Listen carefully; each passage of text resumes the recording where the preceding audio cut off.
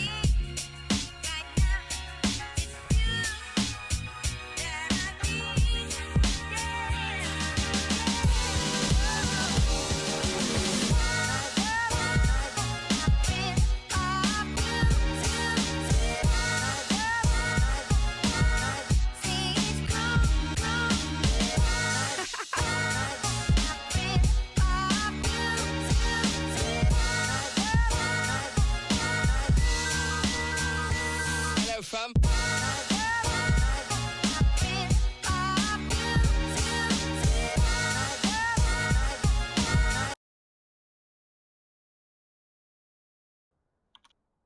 Good evening, ladies and gentlemen, and welcome to the Upsurge Minor League semi-final match here. We do have F8 Justice versus Element 5 already in Champ Select here. I am joined tonight by Jordan Switch Estrada. I am, of course, Joe Helmai Silva. And let's go ahead and start talking about these bands.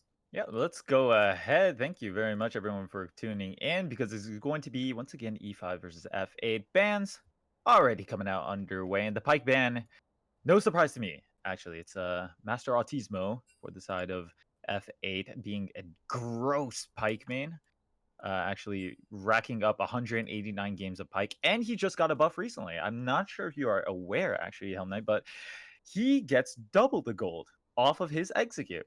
And Riot thought that was okay. So if you thought he was snowbally already, basically he's even better at snowballing. That's something to watch out for. So they're going to go ahead and ban it. Other remarkable bans would be the Karma and Yumi ban. We have been seeing them crop up in the support position, as well as Karma in the top position. So actually a lot of bans that are potentially in the top position, Karma Singed and Gangplank all taken out. The Anivia as well makes sense. That's one's targeted against Trigger. 119 games of Anivia for him. And it's only his Zed that's really left open right now. 248 games, which is an insane amount of games. So I'm ready to see whether or not he's actually going to put some priority towards it. But it looks like it's just going to be the first pick of Kali. Yeah, go ahead and bring that out. Very strong pick. Did just get a couple of compensation buffs on this patch, so it does make sense. Yeah. But that's going to be F8 answering with the Kaisa right away. Yeah, I actually really like Akali in this current patch. She's sort of the better of the two, Akali versus Aurelia, because of the fact that she can more consistently snowball. I feel like her laning phase is still really good. And in terms of her damage, they actually moved a lot of it from her ult to her E shuriken. So that's really nice to see. And the picks are just flying by. So it looks like we have our bot lanes locked in for us already. It's going to be Kai'Sa Thresh versus the lovers duo Xayah and Rakan. Both in pretty good states right now, I would say. I think Xayah does great job of backline carrying, and she's got a good amount of early presence, especially when guaranteed with Rakan. And Rakan fits a very nice role. If you want on-command engage, he still does that job for you. It's just not uncounter-playable anymore, if that makes sense. Yeah, 100%. Well, actually, we're already in the second ban phase. These are coming quite fast. So that was the Ornn locked in there for F8, locking in a secure tank for themselves up on the top side, and then going into the first phase of the bans. The Zac is going to be taken away from E5, and the Ahri is going to be the answer ban from LN5. Kind of disappointed. I always like it when I see Zax in my games, whether they're on the enemy team or not. He's just a fun champion, you know, and he fits a specific role of being a disruptor, but not this game. I even like his I gotta ask you, Helm Knight, which ult's better for you? The the reworked ult or the let's bounce ult, where he's just, the 4 bounce? 100% that Let's Bounce ult is so much Yeah. better. I was a big fan when they did get the revert on that. I think it Really? really helps Zach be more of a disruptive force in team fights rather than just Yeah. become a pool and do nothing. Yeah, So, I but that gotta say, the whole abduction was sort of like 50-50. It's like it either works and it works really well because it's almost like a blitzcrank hook, or it doesn't work and you're literally like trolling. At least it gets you away from the front line. But yeah, you're completely right. The Let's Bounce is much more consistent and much more fun in general. Yeah, now that is the Zed going to be taken away. So as we were kind of talking about, looks like the E5 didn't want to go for the Zed in this first rotation, so it will get banned away. The Malzahar is the answer ban, and F8 wasting no time. They're going to pick up the Sejuani for the jungle.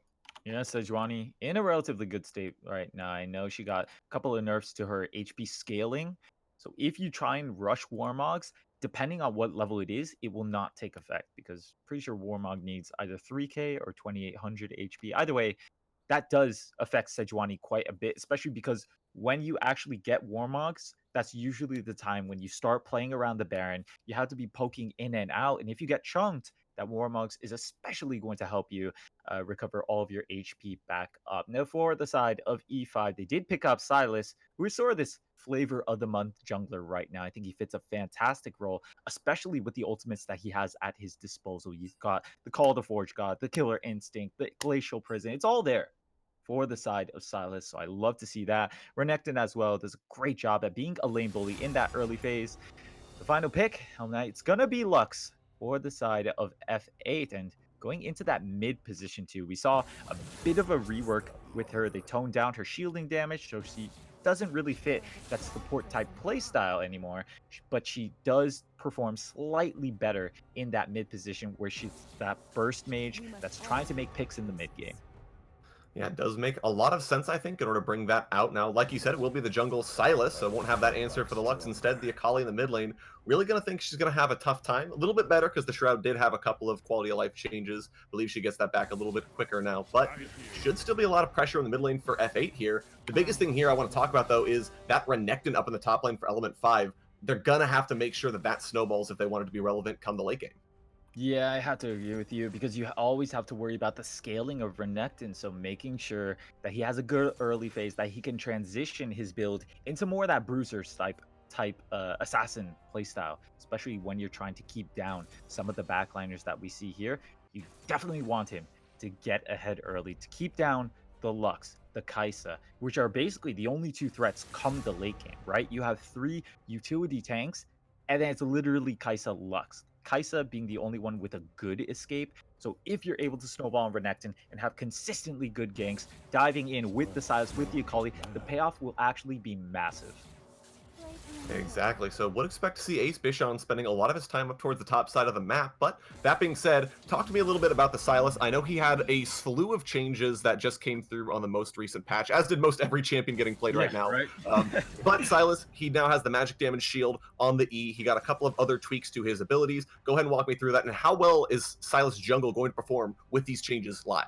I would say actually pretty well. I think he does a great job, especially when the enemy composition has a lot of good ults. You add that final spark to the list of ults we already talked about, the Kai'Sa, the Sejuani, and the Ornn, and you've just got a buffet of ults to pick from. Silas, like the whole reason why he is in the jungle position is because of the fact that he got a lot of hits to his wave clear, so he just better suits that jungle style where you don't really have to worry about gaining lane priority in the jungle. It's just small hits to your wave clear or your jungle clear rather, and you could just get right back out there and do Silas things as he does best. Yeah, so should still be a solid pick there. And then finally, we touched on the bot lane a little bit when the lovers duo was instantly locked. E5 saying just straight away, we want this. We don't care about anything else, just straight away taking it. So Yeah. what kind of pressure is this going to give them going forward through the early game into mid? I mean, both bot lanes actually have pretty nasty 2v2s. You could see the win condition for the Thresh Kai'Sa. It's just land the hook. You get tons of single target damage thanks to Kai'Sa's kits. The Q and the W stacking up, helping you get that caustic wounds so that you can get that percent execute damage. That's really what you're aiming for with the Kai'Sa lane. Hopefully, you could just burst down one. And for the side of Zyra Khan, it really takes a bit more finesse, in my opinion. It's not as simple as the whole Hook, okay, we got a kill off of that. It's really just trying to disperse the damage as much as possible. It's harder to get effectiveness out of Rakan shielding, but when it's done right, it's so difficult to deal with. And I also believe that Zyrakan gets a good amount of damage in that early game, surprisingly, because of the fact that Zaya's W also applies to the Rakan auto attack. So you've got a lot to look forward to. I think it's going to be explosive lane in the bot lane as well. So you might even have to worry about all three lanes, to be honest. The bot lane can snowball to either side. We already know that the top side has a win condition. The Renekton needs to beat the Ornn and sort of needs to assert his dominance early so it doesn't fall off harder than the Ornn. And mid lane, that's just a Kali versus Lux. It's like it's a game of cat and mouse, honestly. Yeah, on the razor's edge here in pretty much all of these lanes. Now, I do want to say though, Element 5, it really does look like their composition is built more to try and snowball up the early game because once it comes late game, initiation options look few and far between for this composition. I would have to agree with you. I mean, the biggest thing that you have to worry about is can the side of E5 consistently find flanks? Because that's basically your only engage, right? Renekton is flash reliant and also he needs to find himself in a good position. You can't really play front to back that easily because you're going to get kited out, especially when there's a Kai'Sa and Lux on the other side of the team. Silas, of course, does not scale very well into a tank. He's more of that burst mage as well as a Kali. So they're all going to be relying on the engage, whether it be from the Rakan or from the Renekton. But those are going to be few and far between if I had to guess. It's not as simple as the other side of the composition. I mean, F8, having the Call of the Forge God, the Glacial Prison, as well as a bit of poking from the Lux and the Thresh as well. I mean, you have a whole list of picks that you can really utilize once you start doing those 5v5 dances. So you're right, they are going to have a much better time, but it really does come down to who can snowball first, right? Because if you're snowballing for the side of E5, you don't even have to worry about engaging, right? You're already pushing on their towers and they're forced to make moves on you. You're already controlling the river and they're forced to contest stuff like the dragon and like the baron. Exactly. We are going to go ahead and hop to a quick break as we wait for the spectator delay to finish ticking down now. Before we go though, first we do want to take a brief moment to talk about our sponsor, Kono. If you're looking to take your game to the next level, it starts with your peripherals. From keyboards to keycaps, mice, and more, our friends at Kono have got you covered. They work with the world's best designers, inventors, and makers to bring you some of the best gaming peripherals around. They've also been huge supporters of us here at Upsurge and have made generous contributions to our prize pool. If you need to find a new keyboard and more for your setup, we can't recommend anyone better than Kono. We're going to take that quick break, but when we come back, we will have Game 1 of F8 Justice versus Element 5. Don't go anywhere.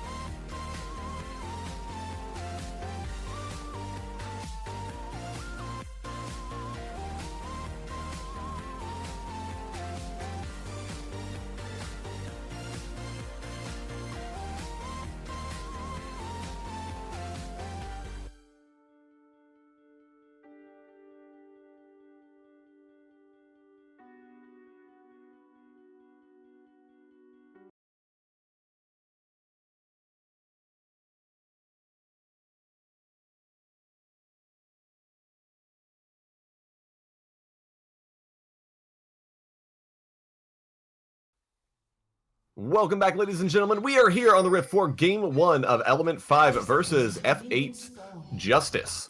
Over on the blue side, of course, we do have Element 5. The Phantom Break is up in the top lane, Ace Bichon in the jungle, Trigger in the mid lane, E5 Guardian down the bot lane, and Xylo, his support.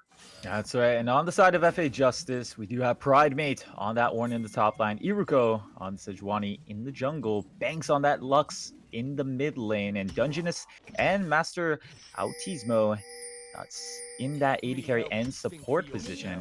Alumni, it looks like it's just going to be that standard lineup that we see time and time again. This is a best of series, so, obviously you don't want to give any slip ups in the beginning of the series. You don't want to fall behind because only a couple of games until you're at match point. Yeah, definitely want to play it a little slow. Dungeness will actually draw the first blood here. Get a couple of hits in onto Guardian, but nothing too serious as they will go for the leash. Now, this is going to be opposite starts from the junglers here, though. Silas will be getting that red buff, and Sejuani starting her own red. So already kind of seeing Ace Bichon might be looking for that early visit to the top side. Yeah, that is how the pathing is going to go. Silas as well has a relatively good gank. The problem is that Ornn also has a relatively good laning phase. Versus the Renekton, you do have some options for gaining CS that's not in melee range. Go ahead, send that Q out, send the Bellow Breath out as well. And as you can see, already getting pushed a little bit, but it's got a good trade waiting for the Renekton. You're going to have to play very safe. You can see how much pressure that Phantom Break is putting onto Pride Mate, but that's how the lane's supposed to go. So just focus on getting CS here. And to kind of return to the topic at hand here, E5 did win the head-to-head against F8 earlier in this season. So this is F8's opportunity to maybe get some degree of revenge for earlier. Yeah, I mean, you're also getting the last laugh if you just win the series in general. It's like no rematch after that until maybe you get matched up in the next season's playoff or something like that. So this is really for all the Pepes on this one. Yeah, GG no re. And F8 would be having the last laugh, but they have a bit of a snowball up against themselves. They will have to find some time to scale. And looks like they will be taking their time just trying to get CS, relying on this composition. And we talked about it. They have a beautiful composition going for themselves. No shortage of engages once you get to that very late game. It's just a matter of getting there even, if not ahead, for the side of F8 Justice. I mean, Sejuani still has a relatively good early game. The bot lane, like we said, has their own win conditions, tons of single target damage for that Kai'Sa and Thresh lane. It's just a matter of actually being able to execute it because your competition is quite stiff here. I mean, I know Akali, if she gets ahead, is still as frustrating as she is before. That's a nice knockup, actually, coming down Xylo. But the play! Xylo's forced to flash away immediately. The Ignite was burned, but Ignite for Flash, take that trade anytime. And the Sejuani on the bottom side of the map, they might be looking to go for something here. She is going to come down. The flash forward from Master Autismo. Wow. He's going to get the hook into the play. First blood comes through for Iruko and F8. And there you go, F8. That was actually beautifully orchestrated because you chained the Flay knockup right into that Arctic Assault knockup. There was literally nothing you could do after that for the side of Xylo. Already had his flash blown, so a solid kill. That one going over to Iruko, so hopefully you can transition that gold into a better lead in that jungle matchup. Yeah, definitely never a bad thing to have a fed Sejuani on your side here. Did want to mention as well, Banks did blow the flash in the mid lane, was all in by Trigger, had to use that summoner spell early in. Most importantly, doesn't have teleport, Trigger does. Yeah, unfortunate, because that's going to mean a relatively good CS lead coming in for Trigger, as well as the flash discrepancy is something that you have to worry about, especially if... Silas on the top side here, Ace Bichon looking for something. He's going to get the stun. The Unstoppable is barely going to keep Pride Mate. No, it won't. Ace Bichon does pick that one up, and a nice trade kill found on the top side. Yeah, sometimes that just happens to you. You're in a League of Legends game, and a kill just gets handed to you on a silver platter, and that was just Bichon's greatest gank yet. Yeah, was able to barely find that. If he'd have taken one more tower shot, would have gone down. The Pride Mate not able to find that. Did hold on to his flash, however, so important to note he will have that in the future. But like we said, Ace Bichon already cheating towards this top side of the map. Yeah, you can definitely see the win conditions are quite clear for the side of E5. It is that Snowball Renekton, and why not? Renekton performs fantastic if he's able to get a little bit of extra AD. Xylo here, just taking a visit to the mid lane, but not gonna find anything there. So the Guardian is Gonna nullify most of that tower damage. Ooh, Iruko will find him though on the way out here. Taking a little bit of damage. He will get stunned up. The light binding is going to land as well. Banks! No! Iruko will take that one for himself. Says, yes, please. Thank you for the assist, Banks. I'm going to go back to jungler. And that is really one of the subtle things that you can improve on if you are playing a support, or if you are playing anything that ganks, really. That gank in particular, coming out for Xylo, did not look high percentage at all. Like, you get the knock up onto the Lux, and then what? You get a preferable trade? It's not like you're going to get a kill. Unfortunately, he shows up in mid. He leaves himself sort of vulnerable for the Sejuani to make a pick. And ends up dying yet again. 0-2. Just trying to find some openings for his team. Yeah, but take a look here. Ace Bichon is coming down towards the bottom side of the map. The hook is actually going to land on the Xayah, but they don't want this trade. Grand entrance hits two, and here is Bichon. He's onto the kite, and the flash is burned already, but the Ignite is there. Iruko is trying to save his carry. Gets the slow. Master Artismo is forced to watch away. Looks like E5 will go for the play onto him. He doesn't have a flash from earlier. He will go down trigger. Found a kill. Meanwhile, in the river, Iruko is forced to dash away here. 2 kills now picked up for E5. Yeah, there you go. The fight back coming out from E5 is a beautiful roam as well. Coming out from Trigger, and that's just going to mean 2 kills over to some very nice targets. You got kill onto the Rakan as well as the Akali, and that's the one that really matters. Trigger having a kill already and above 1 flash in the mid lane. Takes that final spark, but it's not really going to matter, to be honest. Yeah, just trying to get the shove in on Trigger, balance out that teleport discrepancy, but Akali does have the potions, will be able to chug those, heal right back up. Looking for the play now. Not too much else here, but yeah, like you're saying, very nicely done from E5. They find a way after falling behind early to immediately get those kills and start that snowball. Yeah, and Helmlight, look at the map right now. It's actually going to mean an opening for the side of E5 to go ahead and secure this first Drake. So Mountain, not a bad reward for getting those 2 picks as well. That's a decent advantage already. I mean, got a kill on the Akali. Got that Mountain Drake, so you're sort of set up to really control this early game, you know? Mountain Drake is going to help you secure those plates, and there's a nice abduct coming in, but the shield just out for Banks. Yeah, visits the mid lane, gets a little bit of damage down to help even out the wave push, but can't do too much besides that, and Banks low on mana. Looking like we'll have to recall shortly after this wave. We'll have some trouble shoving out, so Trigger won't miss too much off of that. So Ace Bichon has had the pressure where he needs it this game. Oh, yeah. Absolutely. I mean, visiting that mid. That was a good trade on a Phantom Brick. The Forge Gut comes out, but the Dominus immediately popped for Phantom Brick. Ornn, though, low on mana, but he might have enough. Looks like he does have the Grievous Wounds, trying to get in the rest of the damage, but here comes the heal from the Cull the Meek, and Pridemate can't do anything else in the top side. Feels tank, man. That's really what it is. You just don't have enough damage to actually punish the Renekton. Could have been a trade of flashes, but it didn't even go that far, so it's just going to be a Phantom Brick. Walking out of that one, no worse for wear. Not accumulating himself a CS lead by any means, but still quite comfortable controlling that wave and being first if it ever comes to a roam. Yeah, and look at that. He just walked into the river, picked up the honey fruit, and walked back into lane at almost full HP. Has not even used his teleport yet. That is a huge advantage for them up on the top side. Now look at this. Ace Bichon hiding out in the side brush there. Might be looking for a play bot side. And this could be very possible. You got no summoners on Dungeness, so that means no heal and no flash available. But it looks like it's just gonna go ahead and go back to that river. Why not? You've got so much control over that river right now. Basically 4 pinks along that bot side. The 5th pink in that top side river. So you got fantastic vision control. If you are the side of E5, I even run into Banks here because you can see him checking out. Walked over a ward, but not going to extend too far out.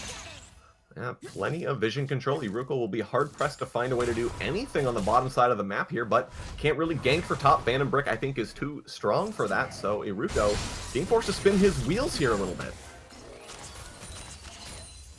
Yeah, still waiting to see Iruko really have an impact on this bot lane, because this seems like one of the lanes that could actually do you a lot of favors if you help it snowball. I mean, Kai'Sa Thresh, any lane really with Thresh in it, can just constantly keep up that aggression. You also have sort of options to make defensive escapes with, of course, the Lantern. But right now, the bot lane a little bit behind for Dungeness and Master Autismo. Like we said, no flash on Dungeness. Heal just came up though. Yeah, and you do have both summoners on Master Autismo, so maybe looking for the play, but instead they will get played upon. Master Autismo is caught out by the 2 ultimates. He will go down, no problem. Guardian picks that one up, and again, nicely executed by Ace Bichon. I just gotta say, it's just smart play coming out from the bot lane of E5. I mean, they don't play aggressively when they don't need to. Didn't fall for that possible gank from Iruko on the Sejuani, and when it matters, they have the on-command engage. Whoa! It's actually going to try and go through. He does not get the stolen box, but he will get plenty of damage. The dashes are coming all the way through for the side of E5, but they don't get a kill back. Dungeon is trying to trade back without a Cathian Rain, but can't get any more damage through. This is the teleport coming down. Ornn is going to do the call. The Forge God here looking for the play, but he is going to actually miss. Now trying to go for the dash through. He can't get anything. Big Bell's Breath. He flashes forward. E5 Guardian is going to survive for just a little bit longer. Primate is too tanky to dive, though. At the end of the day, E5 is forced away, but look how much they were able to get for their troubles. Yeah, but feels tank, man. In the end, Primate again. Just not enough damage to get a kill. They might be able to do a bit of a counter shove onto this bot side, regain control of the river. I think that might be the better win out of this, is the fact that you take care of all 4 of those pinks that were along that bot side. You got to take the small wins when you can. Hopefully that vision can sort of attribute to possibly a bigger lead in the future. But for now, you're going to cut your losses. You're going to be happy no one else died from that bot dive. Yeah, definitely happy that Dungeness was able to get out as Trigger here visiting the mid lane, but Primate is there. The knockup is going to land, but the Shroud keeping Akali safe for a little bit longer. Trigger is forced to use that second cast, the ultimate, to get away, dodging out on the final spark, no problem, and does escape, and that will stall Primate's approach to the top side. And you said it, Helm Knight, no problem. It's sort of the story of that gank right there. It's really just Trigger yeeting right out of there, and no worse for wear because of the fact that he had that second use of the ultimate. Here's Ace Bichon, though. The 2v2 in the mid lane is going to go through. Ace Bichon going all the way in. He gets a ton of damage down, but the stolen final spark is not enough. Iruko takes the kill and now goes for the Glacial Prison onto Trigger. Gets the stun, trying to go for something maybe on a tower, but decides not to. Banks is too low. Finally, F8 are going to find something else. Yeah, finally, they actually make a pick onto Bichon. It was just a crucial CC landing in tandem. You had the Frostbite, or rather the Permafrost, right into that binding coming out from Lux, so easy kill on that one. Once again, Banks, no summoners, but honestly, to get an assist where you really weren't expecting one is going to feel good. Once again, Iruko, by the way, picking up all these kills, 3-0. Actually has a 200 gold bounty on him already, so at the very least, you're getting your jungler ahead. Having a fed Sejuani, like we said, is not necessarily a bad thing, but it is not. We'll be going up against the Akali at 1-0, the Xayah at 1-0, the Renekton, who is starting to get very, very fed, starting to work on that Black Cleaver, most likely. So, gonna be a lot for a single Sejuani to do. Yeah, crucially, you're hoping that this lead coming out from the Sejuani will help enable your team to find the right fights, and then in those right fights, I think there's going to be a great possibility that you're going to find kills onto the Kai'Sa, onto the Lux. Another slapfest on the top side, but once again, Renekton, and that sustain is good. Yeah, it does have a ton of healing and a ton of damage. Look for a moment like Primate was about to win it, and then Renekton pressed Q, got all his health back. Outplayed. Nothing else you can do. Exactly. Here we go in the river, though. The combo is going to get stuffed immediately by the light binding, but they might not even need it. Banks is going to get flashed on at the very end. He is not quite dead yet. Ace Bichon does get that last Q off and is able to take the kill now. Looks like this is going to be a very split fight. They're trying to roam down. Iruko is there, but his ultimate will get stolen and used immediately. Abscond is not quite going to land there. And Sejuani is going to escape, losing nothing but her frost armor. Yeah, it might have actually been smarter to sort of hold that Glacial Prison for when they actually do the dragon, but in the end, it's going to go down. You're going to have your ultimate coming back eventually again for Silas. Trigger trying to get some damage and trying to zone out the Iruko. And that is going to secure the second mountain of the game. 14.5 minutes in, you've got a solid lead accruing for you if you are the side of E5. Yeah, and you have to be very, very happy about this Mountain Drake as well if you are E5, because the objective damage it's going to give you is going to be so, so nice for a composition that wants to win early. It lets you break towers earlier and generally be in a great spot going forward to end this game early. Absolutely. I think the crucial part of that is you really don't have that good of a front line for you if you are the side of E5, but hey, that objective damage really helps when you're trying to burn down an objective before you receive aggression from the other side.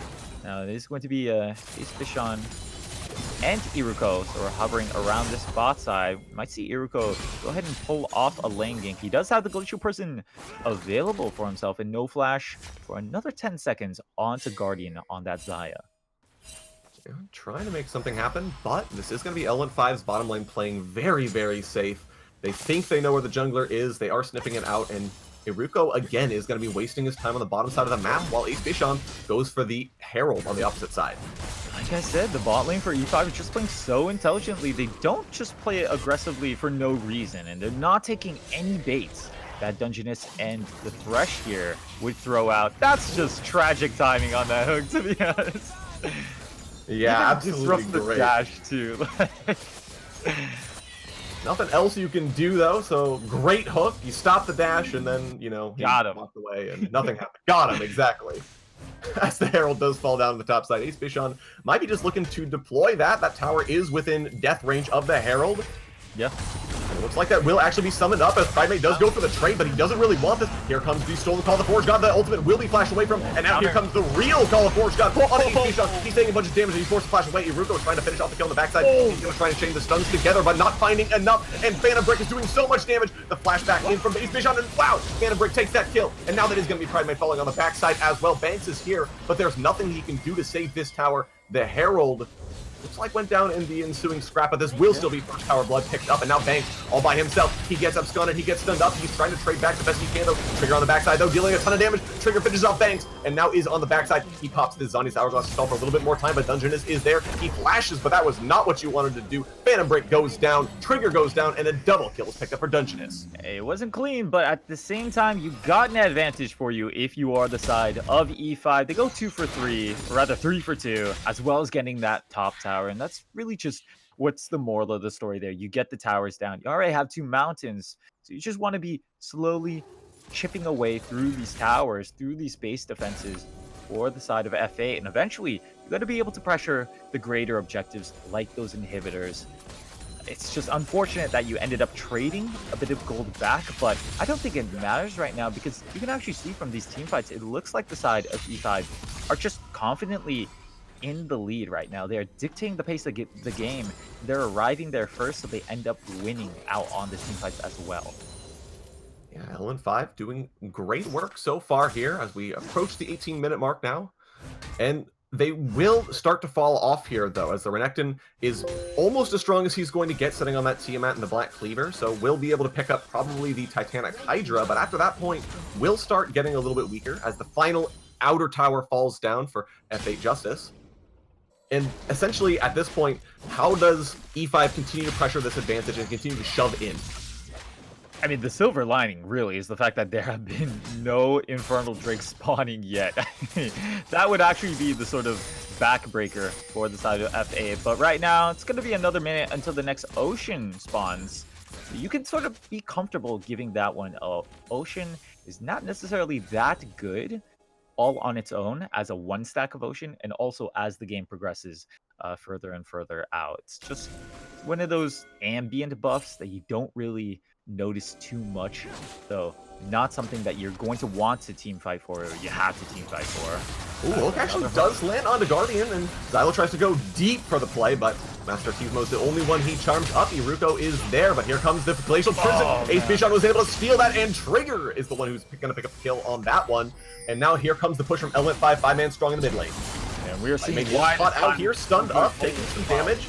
Trying to walk away here, but he might be taking too much. The Lunch Shield is not going to be quite enough. Xylo goes all the way back in. A good final spark gets a lot of damage through. And this is going to be the skirmish here. This is 20 on the backside trying to tank, but he is going to go down. Trigger picks that one up as well. And now that was the stun and a Phantom Brick. He takes a bunch of damage, but stays alive. The rest of Element 5 will back away, only trading off Xylo for 3. Honestly, the second bar of that team fight was not as bad as it could get for the side of F8. Sure, they do take an unfavorable trade. 1 to 3 in total, but could have been much worse. They stopped the push in the mid lane at the very least, but that is going to be, and of course, the Guaranteed Dragon soon coming in for the side of E5. They're just slowly controlling the map, finding slightly advantageous team fights. Problem is that is going to build up over time. 5.5 gold lead currently for the side of E5 as they take their spoils of the war. Yeah, the Ocean Drake will fall down. That will be a nice buff. Let them stay on the map a little bit longer. I do want to highlight as well, that play hole started when Xylo overreached and missed. He wasn't able to get the priority targets he was looking for, but at the end of the day, Element 5 were still able to execute and make it happen, and that is a sign of a very, very strong team.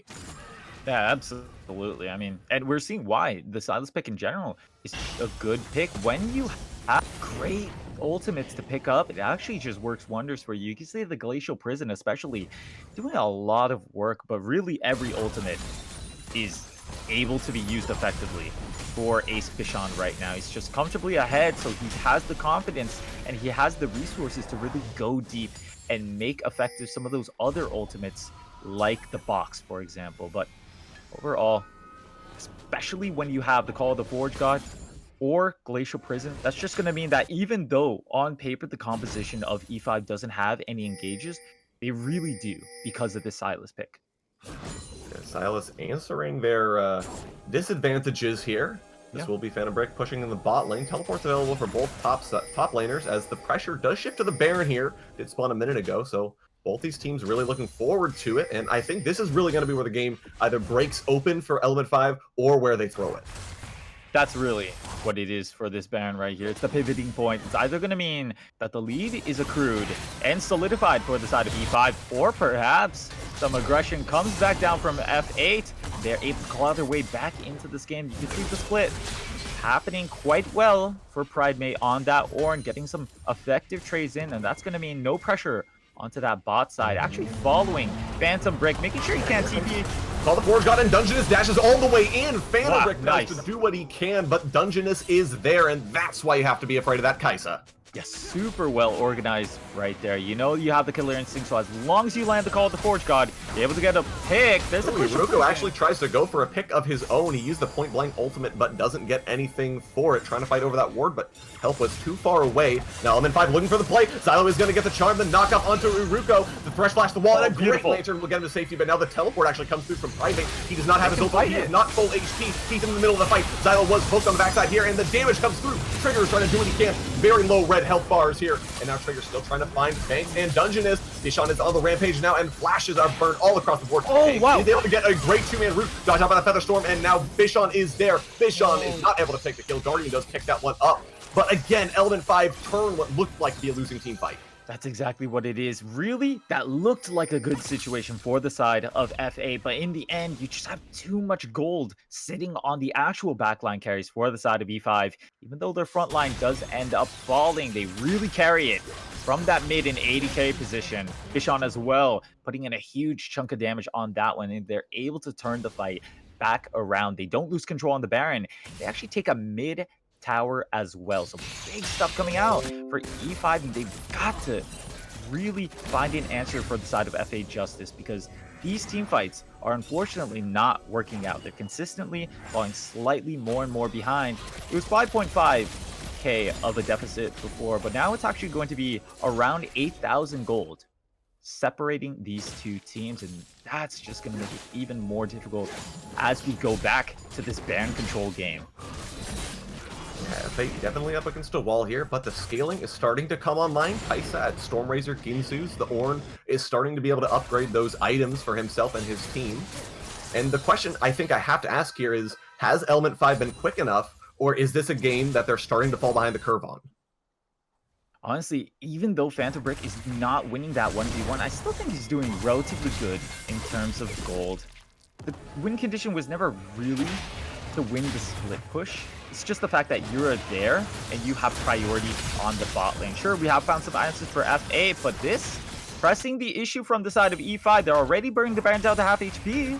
Yeah, Baron is starting to take low here. Phantom Brick and Primate trying to trade, but the Baron, 3,000 HP, and there is no vision here. The Baron is already gone by the time FH show up.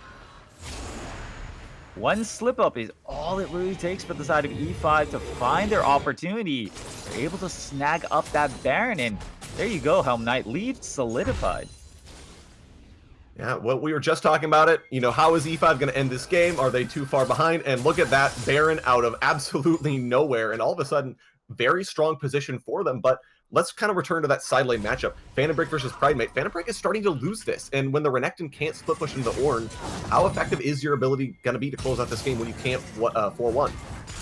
It's definitely going to get worse But at the very least, that's not what you're depending on. Now that you have Baron, you can actually go for a 1-4, an effective 1-4 split push. But I think the real key about the 1-4 is the fact that your 4-man is much stronger than the side of FA Justice or the side of Element 5. I think Trigger, Bishon, as well as Guardian have all been getting so much of the gold that they definitely desire. Here you go, Phantom Break, extend a bit far, but he's got Xylo there to assist him. It looks like it might even be a 3-man dedicated towards this bot side. Not sure if I agree with the approach, but it looks like this might just develop into a 1-3-1. Yeah, as Bishon does steal away the Call to Forge God here, and the 1-3-1 actually forming here. The Xayah left on her own as the one in the mid lane here, so a bit of an unorthodox version, but so far, this is being held off by FA. Yeah, absolutely. You still have relatively good wave clear for you. If you are Pride mate, you know he can trade better at the moment. It's just a matter of if he overextends or not. The wave is going to be hitting, and that's going to be in a bit of free time for the side of Element 5. Out there, some intimate time with that bot tier 2. The rest of the team arriving now. You'll note they can't get anything. They were able to walk up to the tower, but weren't really able to get the damage off. Couldn't get the Demolish proc here. If only they had 80 carry, huh? Trigger actually goes for the play on the banks, gets the barrier. Nothing else here, but starting to kind of chip away at those health bars, chip away at the turret health bars here. And now Pridemate all by himself. They actually just go straight for the tower here, and now they're onto the Ornn. Both Call the Forge Gods come through here, but only one of them gets hit. Breaking is caught up though. Dungeness has arrived alongside the support. Phantom Break is still alive. He takes him down. Xylo picks up the kill of Pridemate. Master Ortiz though is all by himself. Guardian's rotated around for the mid lane. A double kill now for the Renekton. In Element 5, they force the issue down the bot side, and they have their eyes on this in the Hitler Tower. The flash is through, a triple kill instantly. Banks goes down. Trigger is teleported in. This might be the game. And Pop goes the mid carry on that one. Once again, it's been the story of the game. It's not about the split pushes for the side of Element 5. It's about the greater core. They press the issue, and they find themselves another great team fight. And you're right, Helm Knight, this might just be the end. Yeah, knockup is under Uruko. He's very tanky. He's not tanky enough. Burns the flash in his attempt to escape, but is going to go down. And this is going to be game 1 going the way of Element 5. And hitting no speed bumps as well was the side of Element 5. They did end up securing that Baron with little to no response coming out. You had a great early game lead in that laning phase just due to your fantastic picks. The Renekton, the Akali, and the Zion Rakan all assisting when Bishon on the Silas came to gank. They accrued themselves an early lead. They secured the River Vision, and they just kept taking whatever they wanted. In the end, they secure the Baron. They go for a 1-3-1, but they press the issue. They do not wait for the minions to come in. They go ahead, take the dive, and they end up taking the win as well. Game 1 of this best of 1 already going to Element 5 in pretty decisive fashion. Yeah, Element 5 looked to be in their element that game. We're able to take an easy win here. Yeah, you see what I did there? But we are going to be hopping over into Champ Select for Game 2 here briefly. But before we go, we do want to make a quick plug for our open qualifiers. Upsurge Esports is giving everyone, experienced or not, the chance to compete for a prize pool of $3,000, as well as an opportunity to qualify for Riot Games LCS Scouting Grounds qualifiers. You heard that right, the LCS Scouting Grounds. This 2-day tournament will be on August 3rd and 4th, but registration is open now. There's no entry fee and anyone can enter, so strap in and get ready for the Upsurge Esports Open Qualifiers. When we come back, we will be hopping into Champ Select for Game 2 of Element 5 versus FA Justice. Don't go anywhere.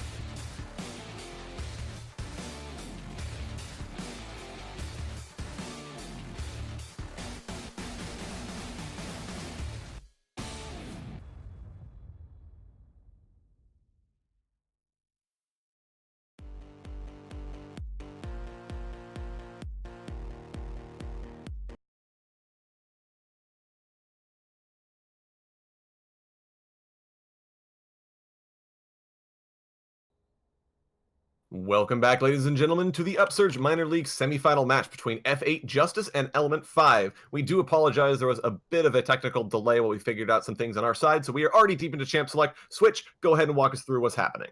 I mean, first of all, we really had to talk about what the adaptations are going to come out for the side of Figure 8. It looks like they decided to go ahead and ban the Akali. I actually think that that's a really good decision because the Akali is hard to handle when ahead, when a team knows how to snowball. On the side of Element 5, well, they know how to snowball. It's going to be the first pick Rek'Sai for them. And on the other side, Elements 5, they are going to switch it up a little bit with the Talia pick, actually. And right now, in Talia's situation, I actually think she might even be more accustomed, or rather more fitting for the mid lane. I think that her jungle clear has been hurt quite a bit after getting work here and there and everywhere.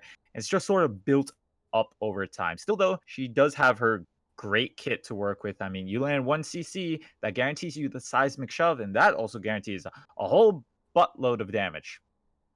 Yeah, going to be a solid pick here in the mid lane. Bit of an adaptation here as F8 decide they still want the Ornn.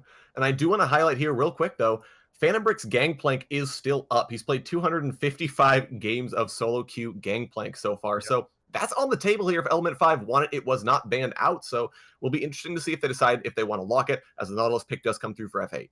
Okay, Nautilus here picked up and perhaps an answer to the Rakan. I mean, it is very easy to just go ahead, click that Rakan, and snare him for a second or two. I'm sure the snare scales with levels, but the matter of the fact is, if you can stop Rakan, he's actually relatively squishy if you actually pin him down. So that might just be a bit of a nod to Element 5's bot lane saying, yeah, might want to think twice about locking in the Rakan. They're going to go with the Morgana this time. So Xayah Morgana, also no slouch in that laning phase. Yeah, and the Morgana important to highlight as well. Very good against the all-in supports. Drop the Black Shield on Yep. whichever target Nautilus goes for, and he is doing absolutely nothing.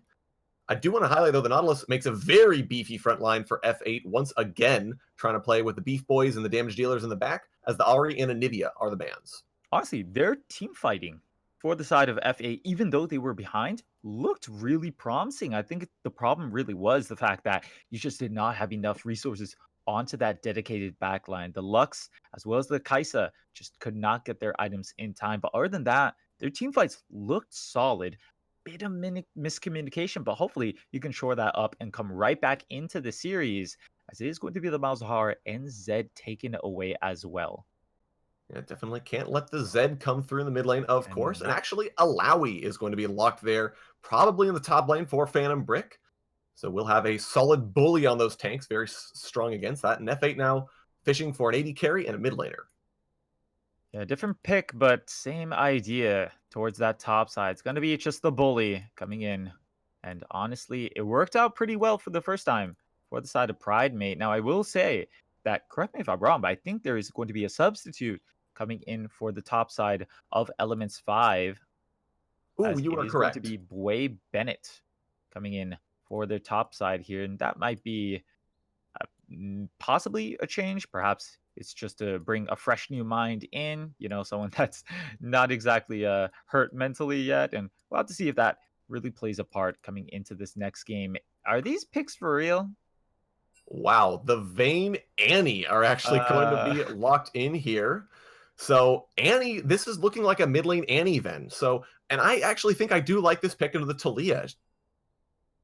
it does make a good amount of sense. Talia doesn't have any hard escapes to work with, and Annie is just about as go button as it gets for a mid laner. I mean, it's literally just plop that Timbers onto the back line. You've got yourself a really nice, juicy target already chunked down. But I really don't see Annie too often, and I would have to say probably one of the bigger flaws about her would be the fact that she provides very little lane presence and lane priority, right? Her usual wave clear is either going to be the W or the Q, resetting it over and over and over again. But she is not by any means going to be out pushing a Talia. So you've got to believe Talia is going to be having the inside track on most of these river roams and might just impact those skirmishes better. So we'll have to see how that does.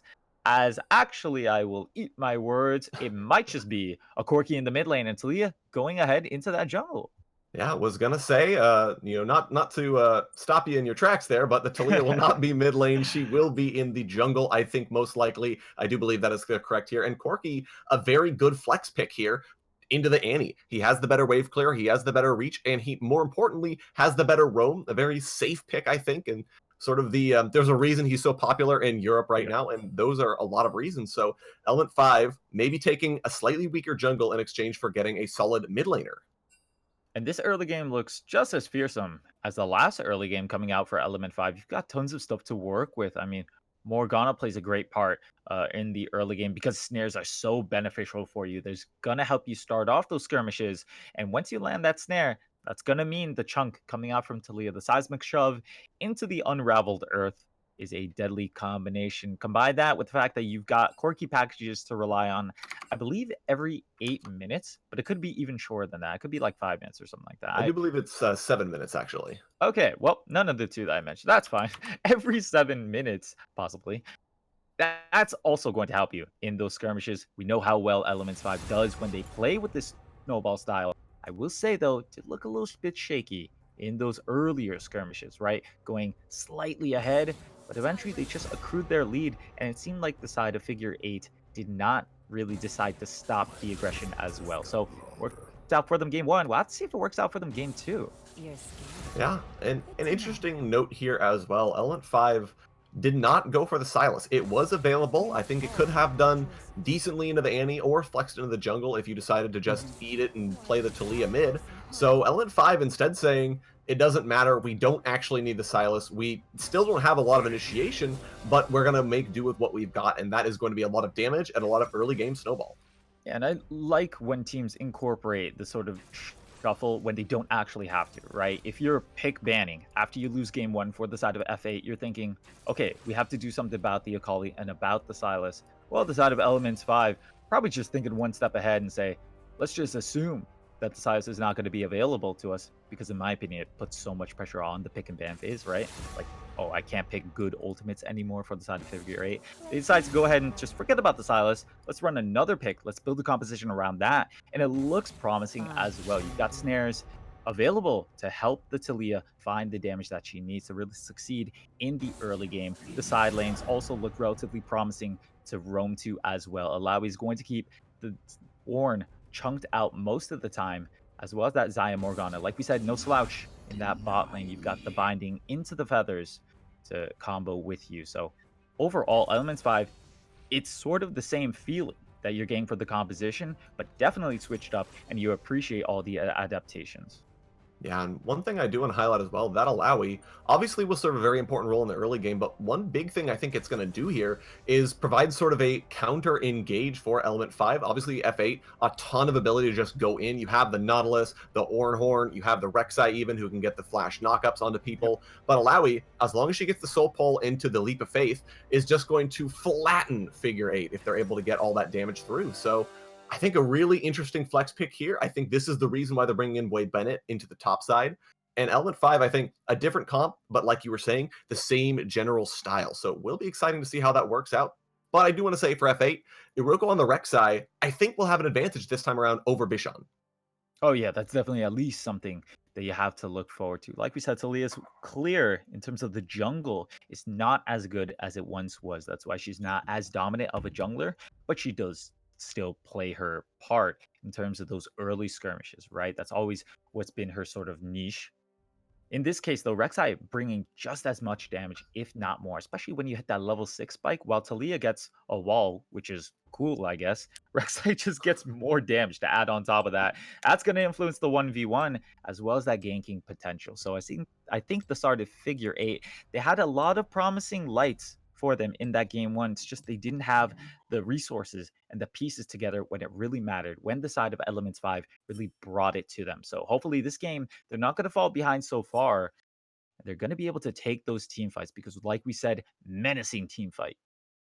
Yeah, definitely scary. And I do like the adaptation to the Rek'Sai as well for Iruko because the Sejuani obviously, like we said before in the last game, went 3-0 at one point, was getting all the kills and the ganks, which is nice. It's good to have a tanky Sejuani, but she's not converting that gold into any additional damage, into any additional ability to Right. sort of snowball a lead. The Rek'Sai, conversely, if Iruko goes 3-0 in the early stages of the game on this champion, whoo boy, that's terrifying. That is absolutely. And yeah, you could have obviously made the argument last game. Well, it sucks that you didn't have gold onto the carries, right? You get gold onto a tank, and that means you survive 1 or 2 more seconds. You get gold onto a carry, like a Lux or a Kaisa.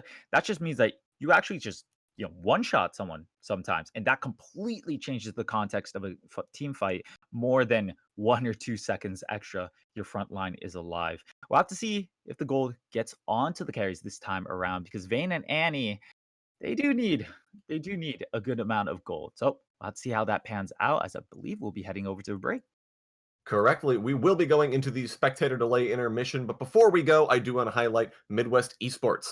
Midwest Esports has been around for many years, starting as a small student group out of Wichita State University. Since then, Midwest Esports has grown to be a veteran organizer of tournaments and events throughout the United States. They host tournaments for games like Rocket League, Overwatch, and of course, League of Legends. For more information, you can check them out at MidwestEsports.com. We will return, and when we come back, we'll be in for Game 2 of F8 Justice versus Elements 5. Don't go anywhere.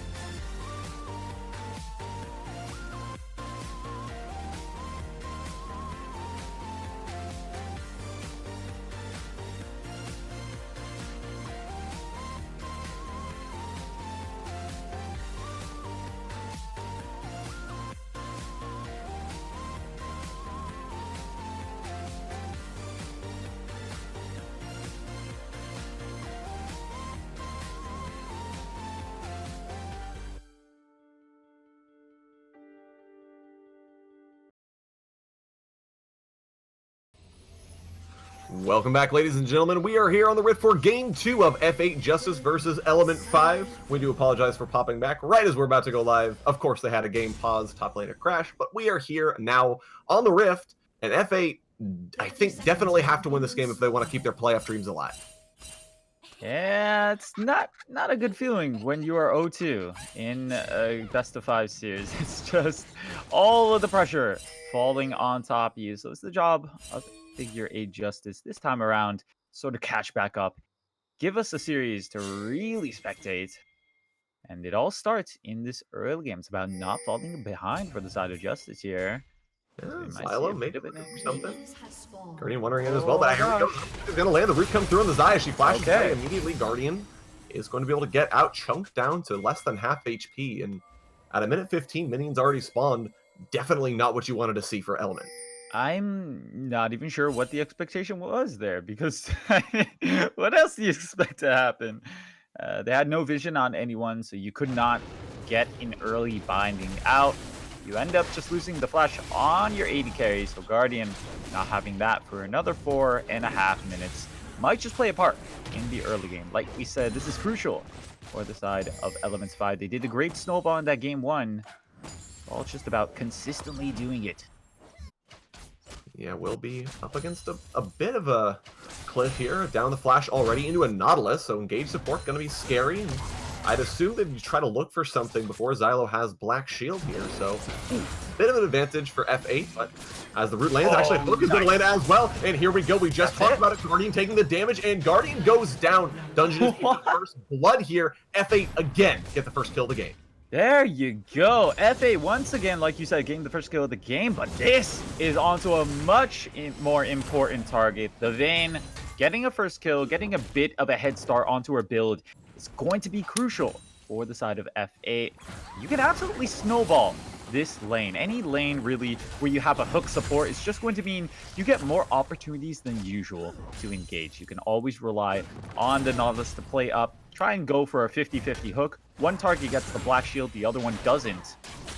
Hopefully you could just make it work off of that. We might even see some jungle attention down here as both junglers, Ace, Bishan, and Iruko, heading over to that blue. They might just meet up.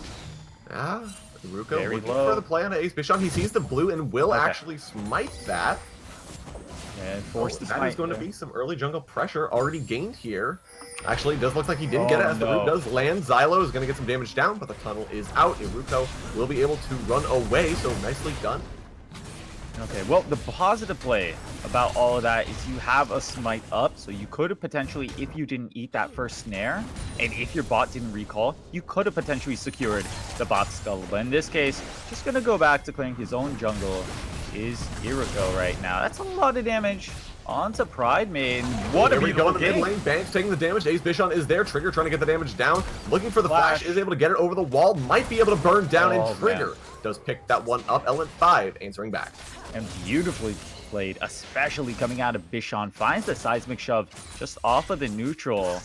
Able to also position himself for the response flash coming out from Banks.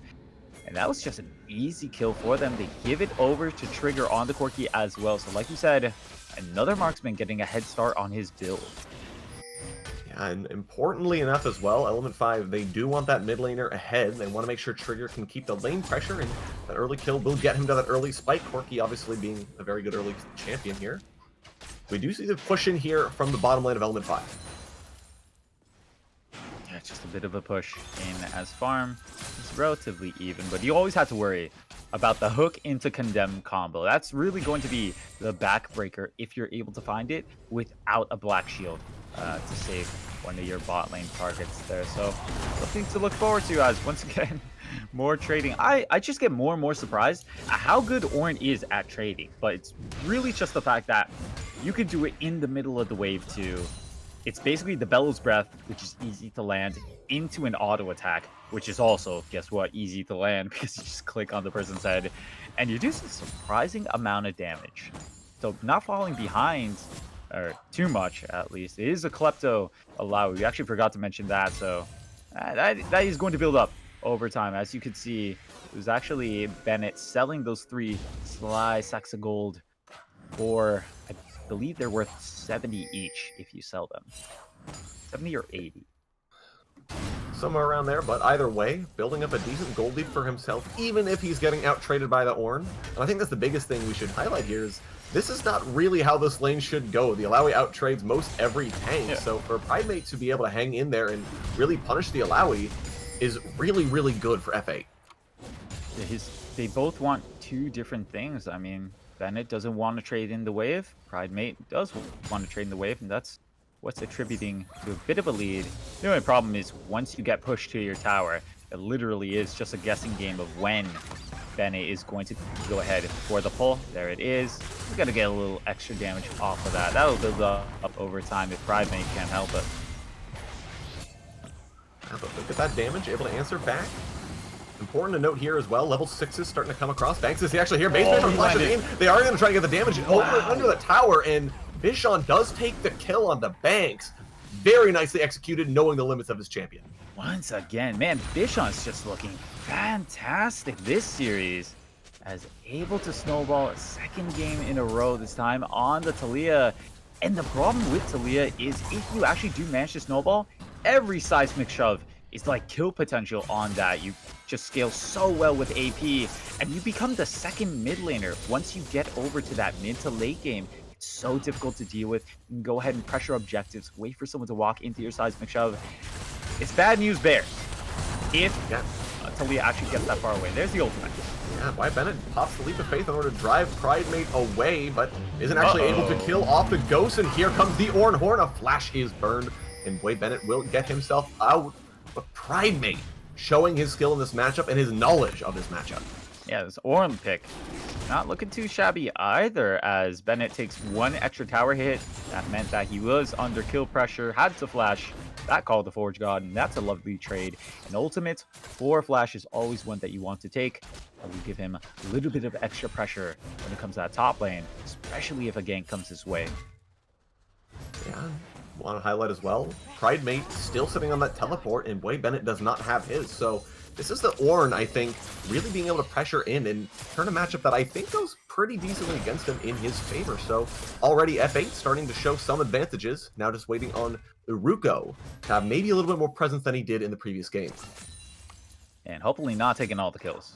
So I will say, it's less bad when it's on a Rek'Sai, obviously. We love how well Rek'Sai can scale with his 80 scaling, but matter of the fact is you would definitely prefer that on someone like an Annie that's doing AoE damage to hopefully +3 targets, or the Vayne that can literally just 1v5 if you're that good.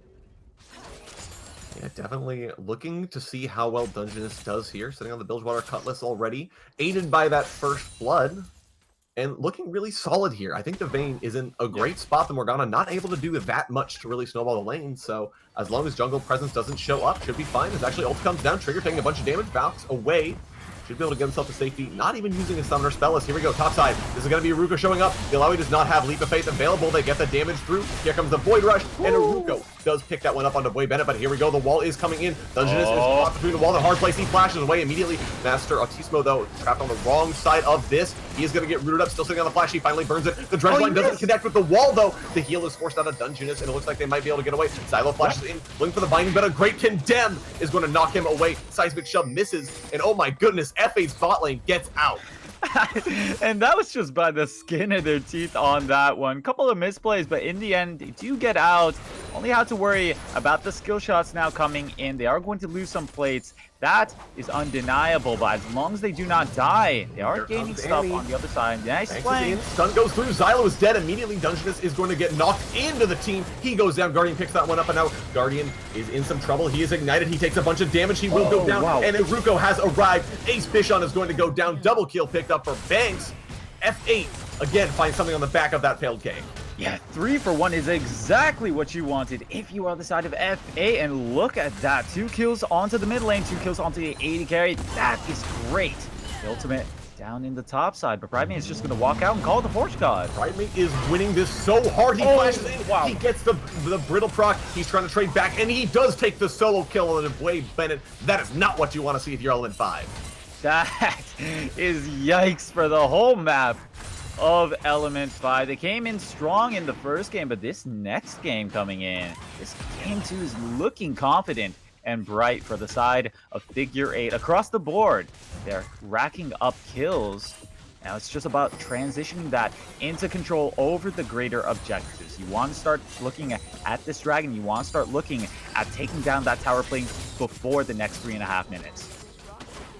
Definitely looking to snowball up a little bit more of a gold lead here, as they are only 800 across, but important to highlight here as well, though, F8 does have the scaling edge with their tanks and, of course, the Vayne. Very true. They have a dedicated frontliner in the form of the Ornn that the side of Elements 5 does not have, right? They're basically just banking on, hopefully we can snowball, hopefully we have so much damage that we can pressure. Hold on a second. Now Banks tries to get the trade through, does a bunch of damage. Trigger is going to be able to walk out, and here comes Xylo. The binding is going to land. Annie's taking a bunch of damage, trying to walk out of this, is forced to flash away at the end of the day. Xylo at least is able to trade the summoner spell. Actually, here goes Trigger. Bang, step back up. Not where he wanted to be. One more auto attack, and the shutdown goal does go over to the Corki. And that is unfortunate for the mid laner of Figure 8. Just stepping a little bit too far both times. That first time, if Tivers actually tanked that snare, I would have called Banks a god, but unfortunately, the micro was just not there. Ends up getting taken down by Trigger. As well as Trigger having a flash advantage might be a little difficult now for the side of Banks, but at the very least, the rest of the map seems to be sort of thriving as the bot lane, of course, up in gold in a lane that shouldn't be winning, right? Vayne Nautilus should not be winning in the laning phase versus Xayah Morgana. but you have a great item advantage. You hit your first core item. That's going to mean you're basically out of the woods for the Vayne. Top as well. Ooh, Master of Teemo takes a bunch of damage here. He is forced to use the depth charge. A good condemn is going to try and stun up Guardian, but he's not able to get out. And now here comes Yuruko. He's looking for the play. Meanwhile, topside Bennett is going to burn the ultimate here. Get some damage down to Primate, who walks away smartly. I don't think the Ghost is going to die here. He does get out, but that was a kill on the bottom side for Element 5. And there you go. You still have your win conditions available for you if you are Element 5. There's the ultimate. Stopwatch. Yeah, they are going to be trying to go in. Xylo taking a bunch of damage here. He is spell immune, but he does go down. Now Ruko trying to run away, gets the killing back from the passive here. Dungeonist trays back on the Guardian, does not go underneath the tower to try and finish that kill off. F8 find another kill as the Rift Herald is summoned to the top side by Ace Bishon. Yeah, under my nose as well, the Rift Herald was secured and is going to be placed into this top lane. You can see the side of the Elements 5 are playing towards the tower. They want that first brick gold. And are we going to see a response coming out from Figure 8? No one is in the area here. Primate is all on his own. Won't even use the ultimate for the wave clear. He tries to get on the tower. Actually, he does go with the Bellows Breath, but that was a mistake. Ace Bishon takes that kill, and they should be able to take first brick here as well with the Herald there. And from a bit of a deficit, the side of Elements 5 come back swinging. They play around the pressure that they've been given. See some ganks in the bot side, decide to secure that Rift Herald. And just like that, placing the top lane, get a kill as well as that first brick gold. That is a massive swing. And just like that, we're 2,000 gold ahead for the side of Elements 5. Well played coming back into this game. Yeah, great macro play there from Ace Bishon saying, yeah, you guys are camping bottom side. That's all right. I'll take the Rift Herald. We'll go top lane, and we will take the kill on a Primate. We'll take the first tower. And more importantly, all 5 tower plates off of that top lane tower did go down, which is going to be huge for equalizing the lane between Boy Bennett and Primate. That's where we're seeing most of this sort of gold lead accrue from. It's the fact that you get the first brick, get the first global tower, and you also get the plates that were on it as well. Combine that with the Ornn kill. You're in good territory for you now. Perhaps even poised to take this Cloud Drake, as you can see the strong side of the map forming for the side of Elements 5. 5-man strong, but here we go. Dungeonist trying to find the play here. Talia Wall will break up the fight. The Ornn is on the wrong side of the map. Primate is all by himself. He's trying to get the kill on the Guardian, who will take the depth charge here. He's still staying alive, though. The Ornn does go down. Ace Bishon picks up Primate here. And this is going to be 5-man strong in the bottom lane for Element 5. They will be looking for this tower, but here come F8. Looking for the play. A great seismic shove gets 2, though. This is nobody dead yet. Trigger will finish that up with one last boss bomb, and now he's on the bank. He's showing no fear here in the front line, trying to finish off that kill through the Molten Shield. He takes the double, barely survives the proc of the fleet footwork here, and Bishon flashes forward. He gets the kill in the Vayne. Master Autismo is all by himself into the tower. Nowhere he can go, nothing he can do. The ace is picked up, and Element 5 come back swinging. Element 5, you cannot count this team out. And Ace Bishon, I think especially, silently having probably the best game of his season right now, carrying both of those mini skirmishes. You saw the wall, the wrench in the plan of Figure 8, and the next play was the seismic shove, getting 2 that starts off that 4v4. And it just went all downhill from there for the side of Figure 8. They had a great lead, but they've already been pretty much aced, as well as lost the first dragon, lost the first brick gold as well. It's just not looking so hot for you. If you are the side of Figure 8, you blink, and Elements 5 are back into this. Definitely not a team you can count out, as they've snowballed up to a 6,000 gold lead all of a sudden off of that ace, off of the Drake, and off of the tower here. So they have that early lead that we are expecting them to get. It took them a little bit longer, but it's there now, and now it's going to be on them to try and continue to grind out F8 and close it out the game. And you didn't get off the ground at first for you if you are Elements 5, but now that you have a ton of gold on your main carries, Bishon as well as Trigger, you have the beautiful poke composition coming online for you. The split push, you can let happen. You're going to be slowly chipping away at Primate, but once again, the split doesn't matter. The 4-man strong matters, and it's going to be fearsome with Trigger, Guardian, Xylo, everyone really throwing those skill shots, trying to find snares to set up Bishon for a 100-0 combo. Yeah, it will be difficult to deal with this team composition once they come to sieging around objectives here, as Dungeonist does it on the bottom side, but no Kaisa this time, can't just dash on top of you and the crowd control comes through, so Boy Bennett staying safe for a little bit longer here, and the pressure is mid for Element 5.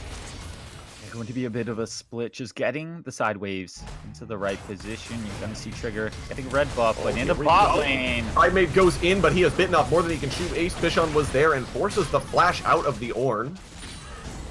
And this is going to be a lot of pressure now toward the bottom side and the middle side. You still have Trigger controlling up top. Element 5 grinding out these towers. That's exactly it. They're just slowly chipping away. Look at the positioning coming out. Guardian able to just read that and engage. Coming out from Iruko. Not caught.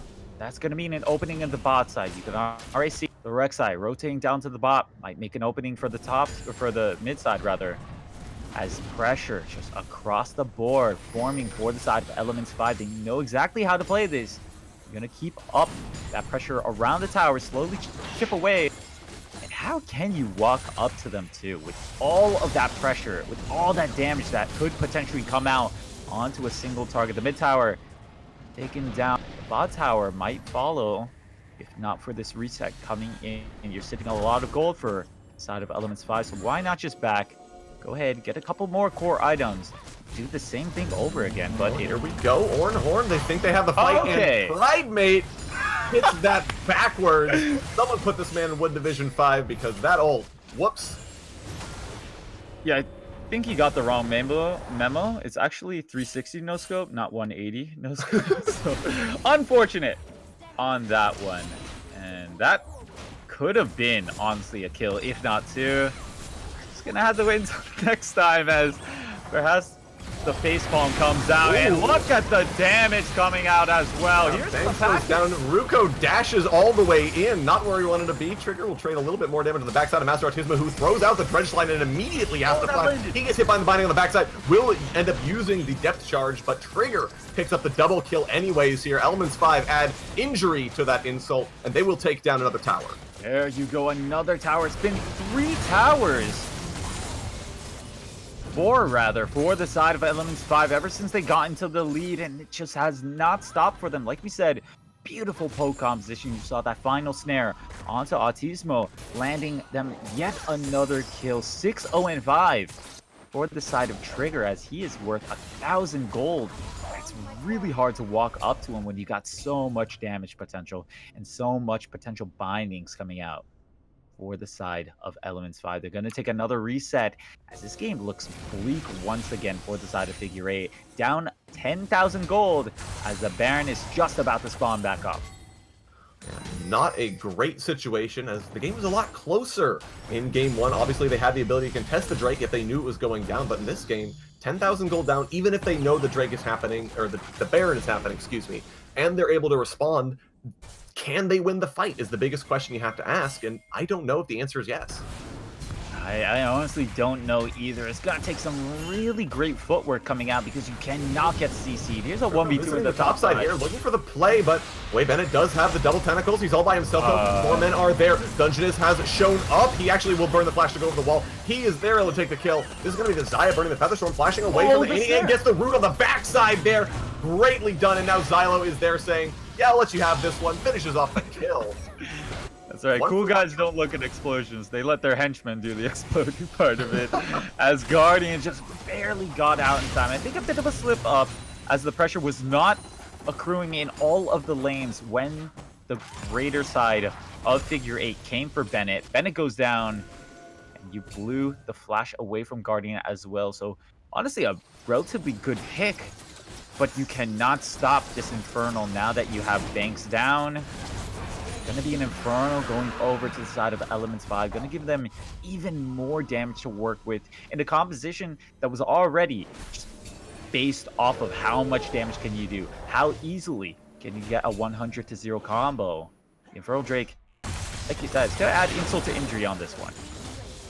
Yeah, huge for Element 5 to see this, as it will allow them to keep getting the damage down. Next Drake, though, will be an Air Drake, so not that exciting, but will help their rotations, which so far have been on point, allow them to make these cross-map plays.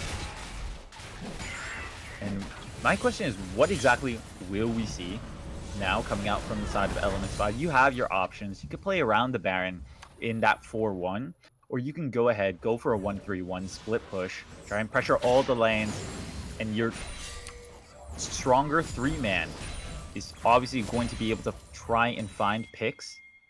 Two different options. We'll have to see exactly what the side of Elements 5 go for, as they've got their pick of the litter right now. It's just the side of Figure 8 struggling to confirm some sort of vision from themselves and taking a couple slaps on the wrist as well.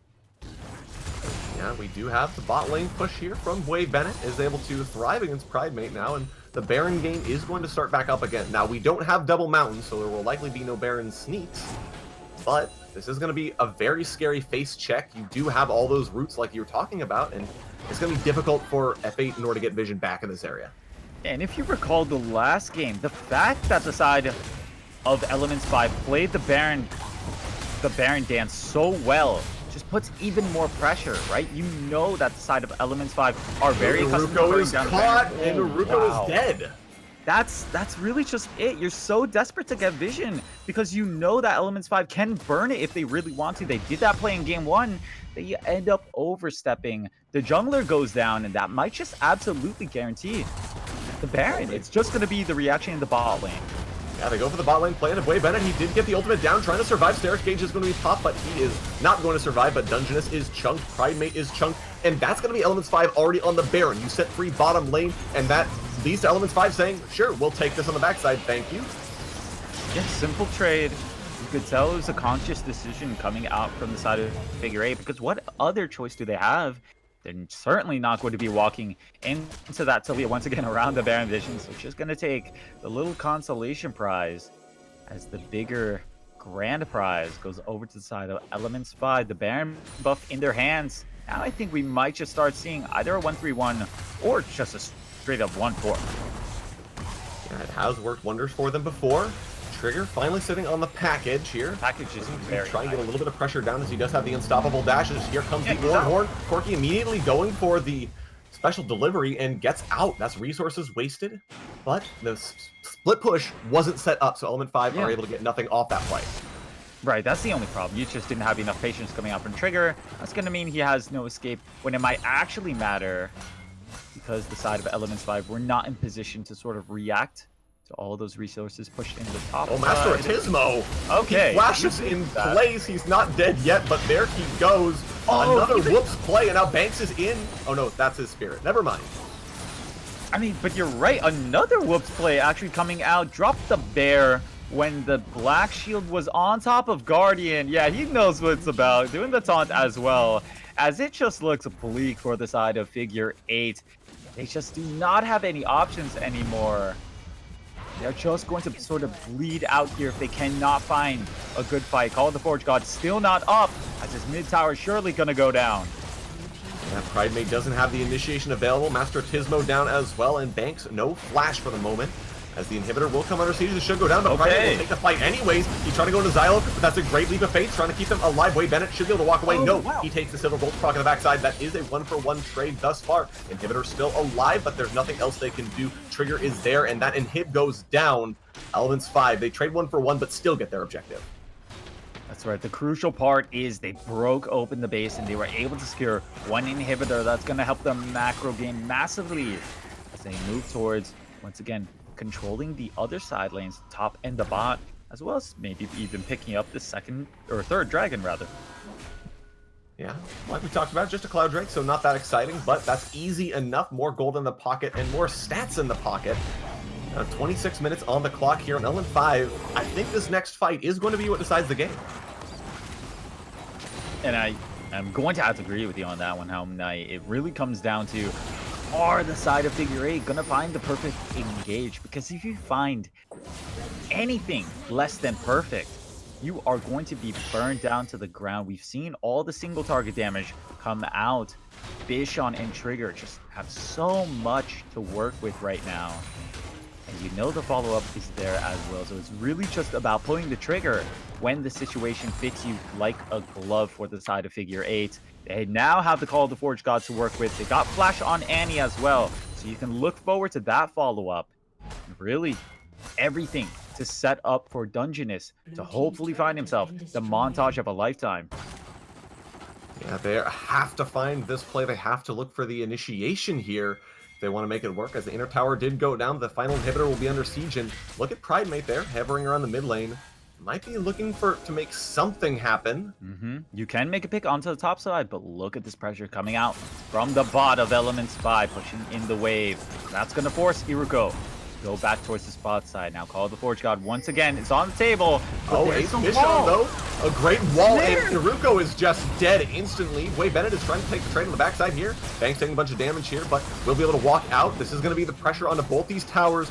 Both the inhibitor towers will fall. The bottom inhibitor is done. And this might be the final push. Oh, and he just beat the side of figure 8 to the punch. Oh my They're going god, for more. Guardian. He's spell immune. He takes the kill, but dies himself. Maybe not what you wanted as the Horn does come out here. Primate looking to try and trade back around, but he only gets Wade Bennett with that, and Trigger is still safe. Towers are under siege here. Soul gets pulled out, and that might have been the initiation, the only initiation that F8 could have asked for. There's some playful stuff coming out from Guardian, but it might just be the rest of his team cleaning up this scenario. Took already one Nexus tower down. There's the hook. Wade Bennett, they're trying to get in, flash away as the black shield comes down, but Iruko is already on the backside. Maybe not what you wanted to be on that. He takes a big chunk, but looks like we'll be able to walk out. Elements 5 is forced away. They don't end the game quite yet, but they break open all the inhibitors. And hanging by a thread is the side of figure 8. Lost their entire base, everything in shambles. And really, they're just left sort of at the mercy of Elements 5 as even more items now in their pocket. The Baron buff obviously gone, but gonna spawn back up in the next 45 seconds. I don't even know if you can contest this for the side of figure 8. I actually think you just need to shove out the waves as much as you physically can. Show up exactly when Baron spawns and just pull the trigger. Because anything less than that, if you let the side of Elements 5 actually get a Baron, it's going to be insanely hard to fight a team fight in your own base because of the Baron damage coming in. Yeah, and the biggest thing here is, I think we can almost safely call this game. Barring F8 finding a couple of miracle fights. 15,000 gold down, 3 dragons. I don't think there's much they can do here, as Primate is going to get picked up in the top lane. So my question for you here, Switch, is going to be what adjustments is F8 going to make in the following game? Honestly, it really was the comeback of an early game coming out from Elements 5. You can see them cleaning up this last team fight, sort of playing with their food as the wall is going to lock in 2 members. Iruko's going to burn down first. Yeah, they are going to get the kill on Iruko. That is going to be the Rek'Sai falling down. Master Artismo goes down. Dungeness actually disconnects. He says, yeah, this game's over. Go next. And F8 now looking down the barrel of a loaded gun as Elements 5 take home game 2.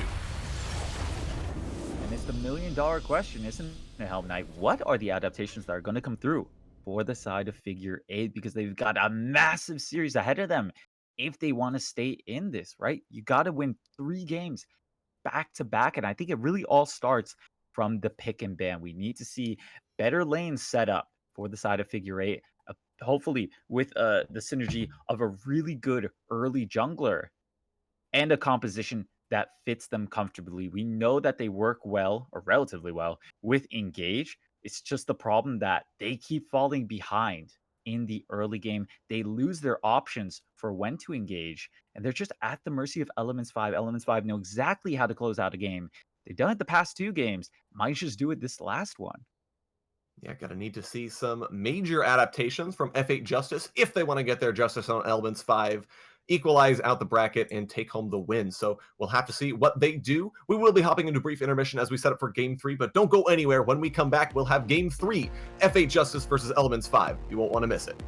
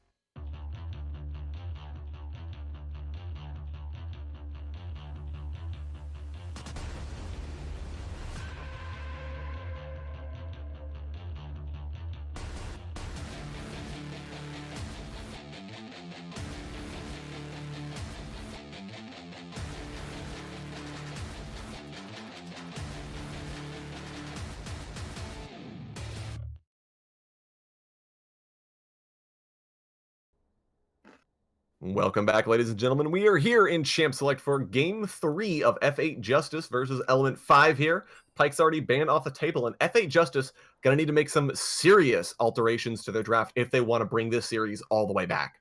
That's the story, Helm Knight, as they have a long road ahead of themselves. Had to get 3 games back to back if you were just joining us. Lost the first 2 games to Element 5s. Elements 5 just know how to snowball. They know how to work with their jungler. They know how to win the lanes flat out, too. You can see the Pike obviously being banned out, Aurelia taken off the table, as well as Karma. There's the Akali that I was looking for. I do not think that you can leave it up on this current patch in the hands of Element 5. It definitely cannot keep that on the table here, as we do see F8 Justice really hovering on this last ban will influence their strategy, but instead decide, hey, we don't want that Yumi, take it off the table. Elements 5 now do have their choice of first pick here, and really going to try and set up their strategy. Again, I would expect them to go early game.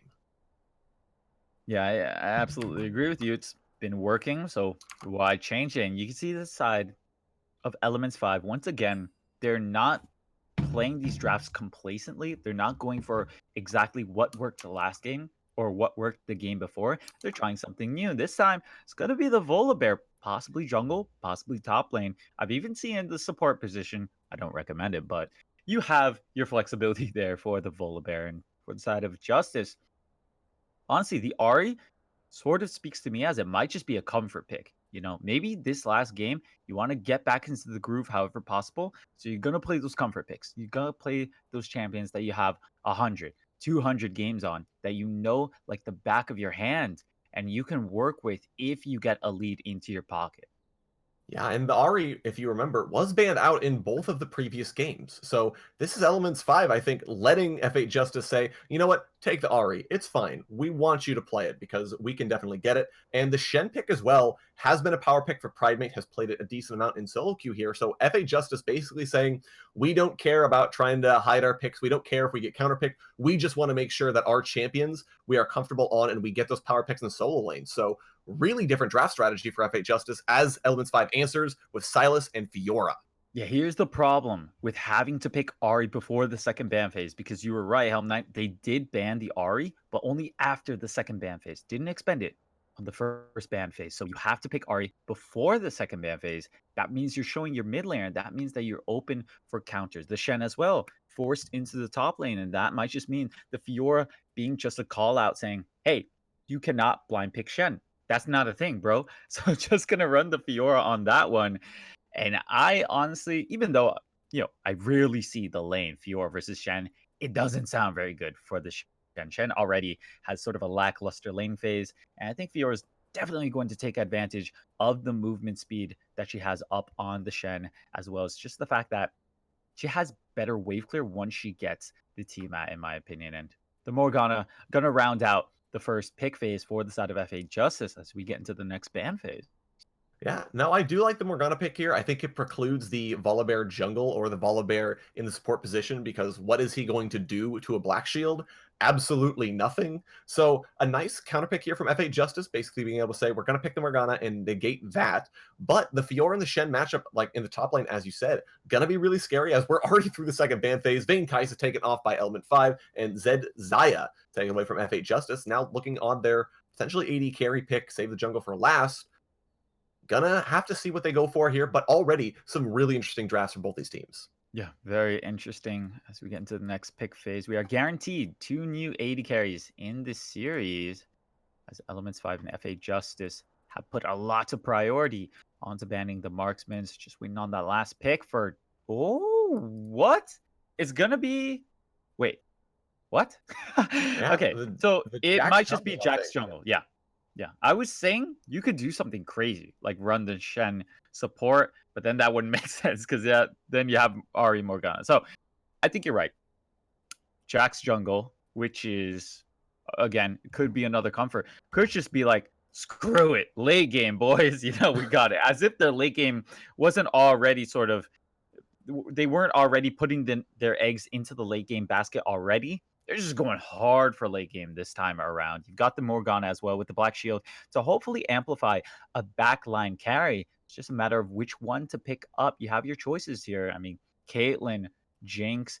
You can still run maybe the Varus if you wanted to. There's probably also one other AD carry I'm forgetting that's pretty notable in this matter. Oh, yeah, Sivir, which is pretty surprising. Like, I think Sivir's still in a relatively good spot, but she just has not been the focal point of this pick and ban.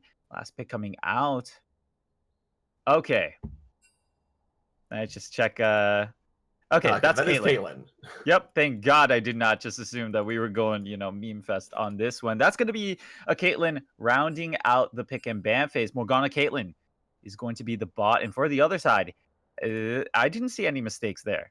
No, so that's Elements 5. I was going to bring attention to it. Potentially an Azir bottom lane, potentially a Sylas bottom lane. I think the Azir makes the most sense with the Volibear support. I've actually played the Azir bot lane myself before, and I think it does decently. So we'll see how they're able to pilot it. We'll know once they've all picked their champions here in the actual draft. But a really interesting composition coming out of Element 5. F8 Justice shifting things up a little bit, but still at least playing standard lanes. Honestly, both drafts with a couple question marks. For the side of F8 Justice, you pick your solo lanes early, and that leaves you exposed to counter picks. The side of Elements 5, they don't just pick the counter picks, they just pick a wacky composition in general. It's got a lot of damage flying around all over the place. No support to be found either. So really, if they get ahead, you got to believe that this is the one that they absolutely smash by 20 minutes because they have the resources for it. For the side of F8 Justice, it is still a callback to the solid compositions that they have been drafting so far. They do have a dedicated front line. They do have that control mage in the mid lane, but this time around, I mean, the Caitlyn Morgana is really where my eyes are at because that lane has a win condition. I don't know whether or not they're going to be cheesed or not, but if they get ahead, if you get a lead on your item spike as Caitlyn, the game just becomes so much easier for you, and that could be the gateway into the late game that has kept on eluding the side of Figure 8 Justice. Yeah, now the biggest thing as well here is, like we mentioned, Elements 5 composition, very interesting. We don't know where the Volibear... Actually, that will be the Volibear top lane. So now I really don't know who the support is going to be in this game. Going to have to see where he goes, but definitely could not run that in the bottom lane. So a very oddball comp here. And I think into the Caitlyn Morgana, that's such a hard lane to punish that running anything oddball into it is just a recipe for disaster.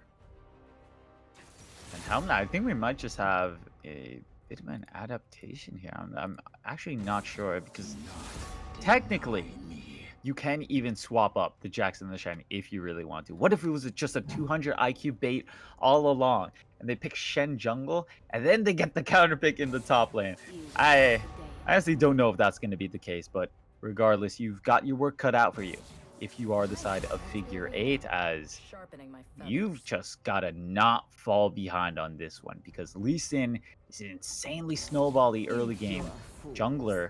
You've also got strong lanes like the Fiora that's theoretically, sort of drafted to be the great counter pick into the Shen. I know you will absolutely scale like a monster. She has one of the best 1v1s, and against a Shen that's supposed to be able to match a split pusher and then ultimate into the 4-man fight, it might just really break their plan as a whole. It might be the wrench in the plan that stops them from doing whatever they want.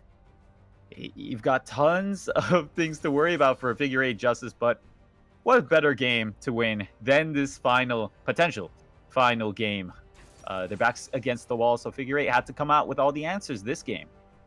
Yeah, and I think they do have a solid composition here. Again, this is a scaling composition. We've seen them try it twice. They weren't able to succeed both times, but they have such a strong bottom lane. They're going to have a lot of priority over whatever Elements 5 decides they want to run as the swaps do finally come through. We do see it's likely going to be that Azir in the mid lane here, as we have the Sylas Lee Sin. They're still playing with it, so I'm not even going to bother figuring out what they're doing. But Element 5, like you said, this is even more of a punch you in the face early composition than they played in the last two games. This comp will come out and do so well, but at the same time, it's also going to fall behind really hard if they can't get the lead. And in these last two games, F8 Justice got first blood.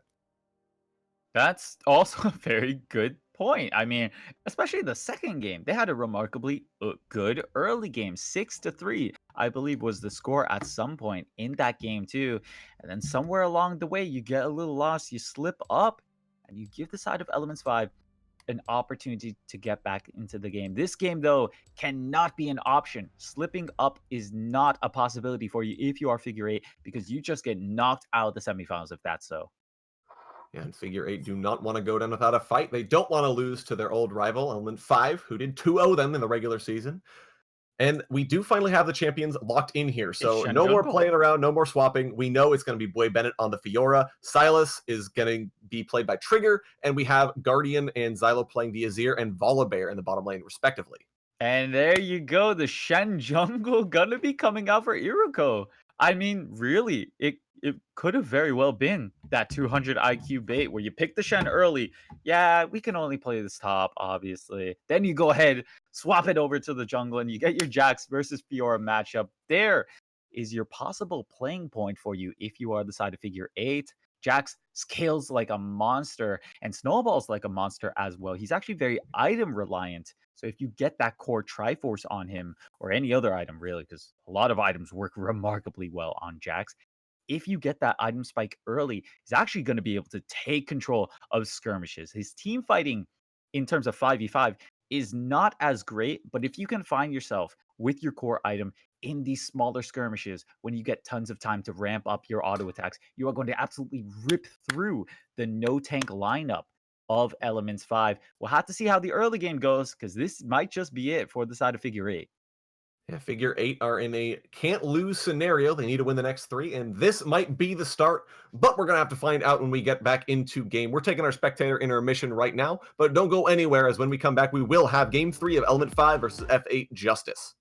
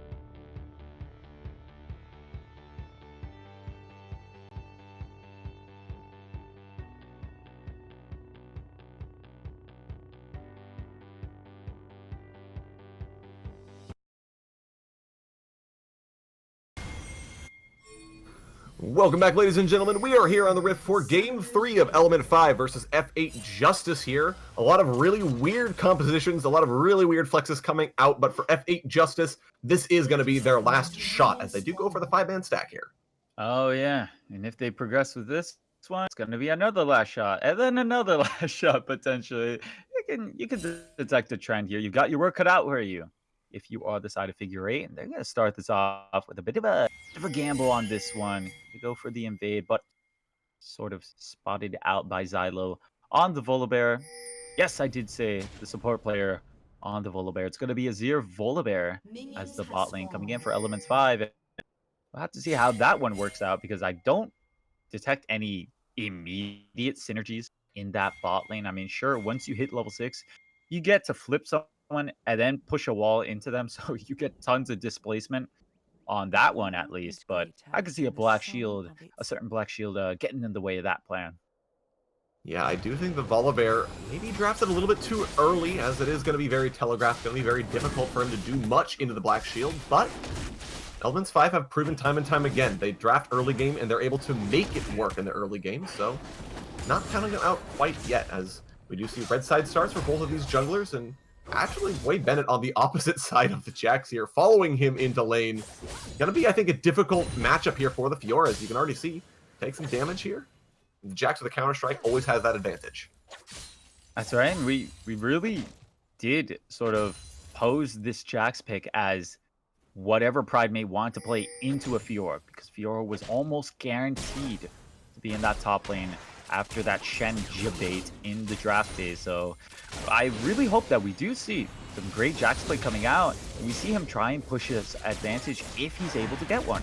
Nice snare, gonna come out, but no follow-up for that one. Dungeness and Master Autismo have plenty of time to really start to chip out that bot lane of Guardian Xylo. They don't have any immediate CCs that they can work with. It's really just kiting out the Volibear, making sure you don't get flipped. Look at this, though. The mid lane might just be ganked soon as Bishon is ready. Yeah, Trigger goes in, he gets the stun from the abduct, and the Q is going to land flashing in from Ace Bishon. Ignite goes down, was the Petricide burst auto attack enough? Banks has the potion kicking, he levels up and survives. And that's a huge disadvantage now for Ace Bishon. Yeah, beautiful. You actually trade summoner for summoner. 2 summoners each for the mid laners. You do get chunked out quite a bit. You see Bishon making sure to push in the wave. That's going to secure Trigger. The quicker back into his base means he arrives into lane quicker, and he can sort of do what he wants with the wave. He can even go ahead and secure some priority in the river if he wants to buy a pink ward. You've got tons of options, so very well played from Bishon, setting up his mid laner for a bit of success there.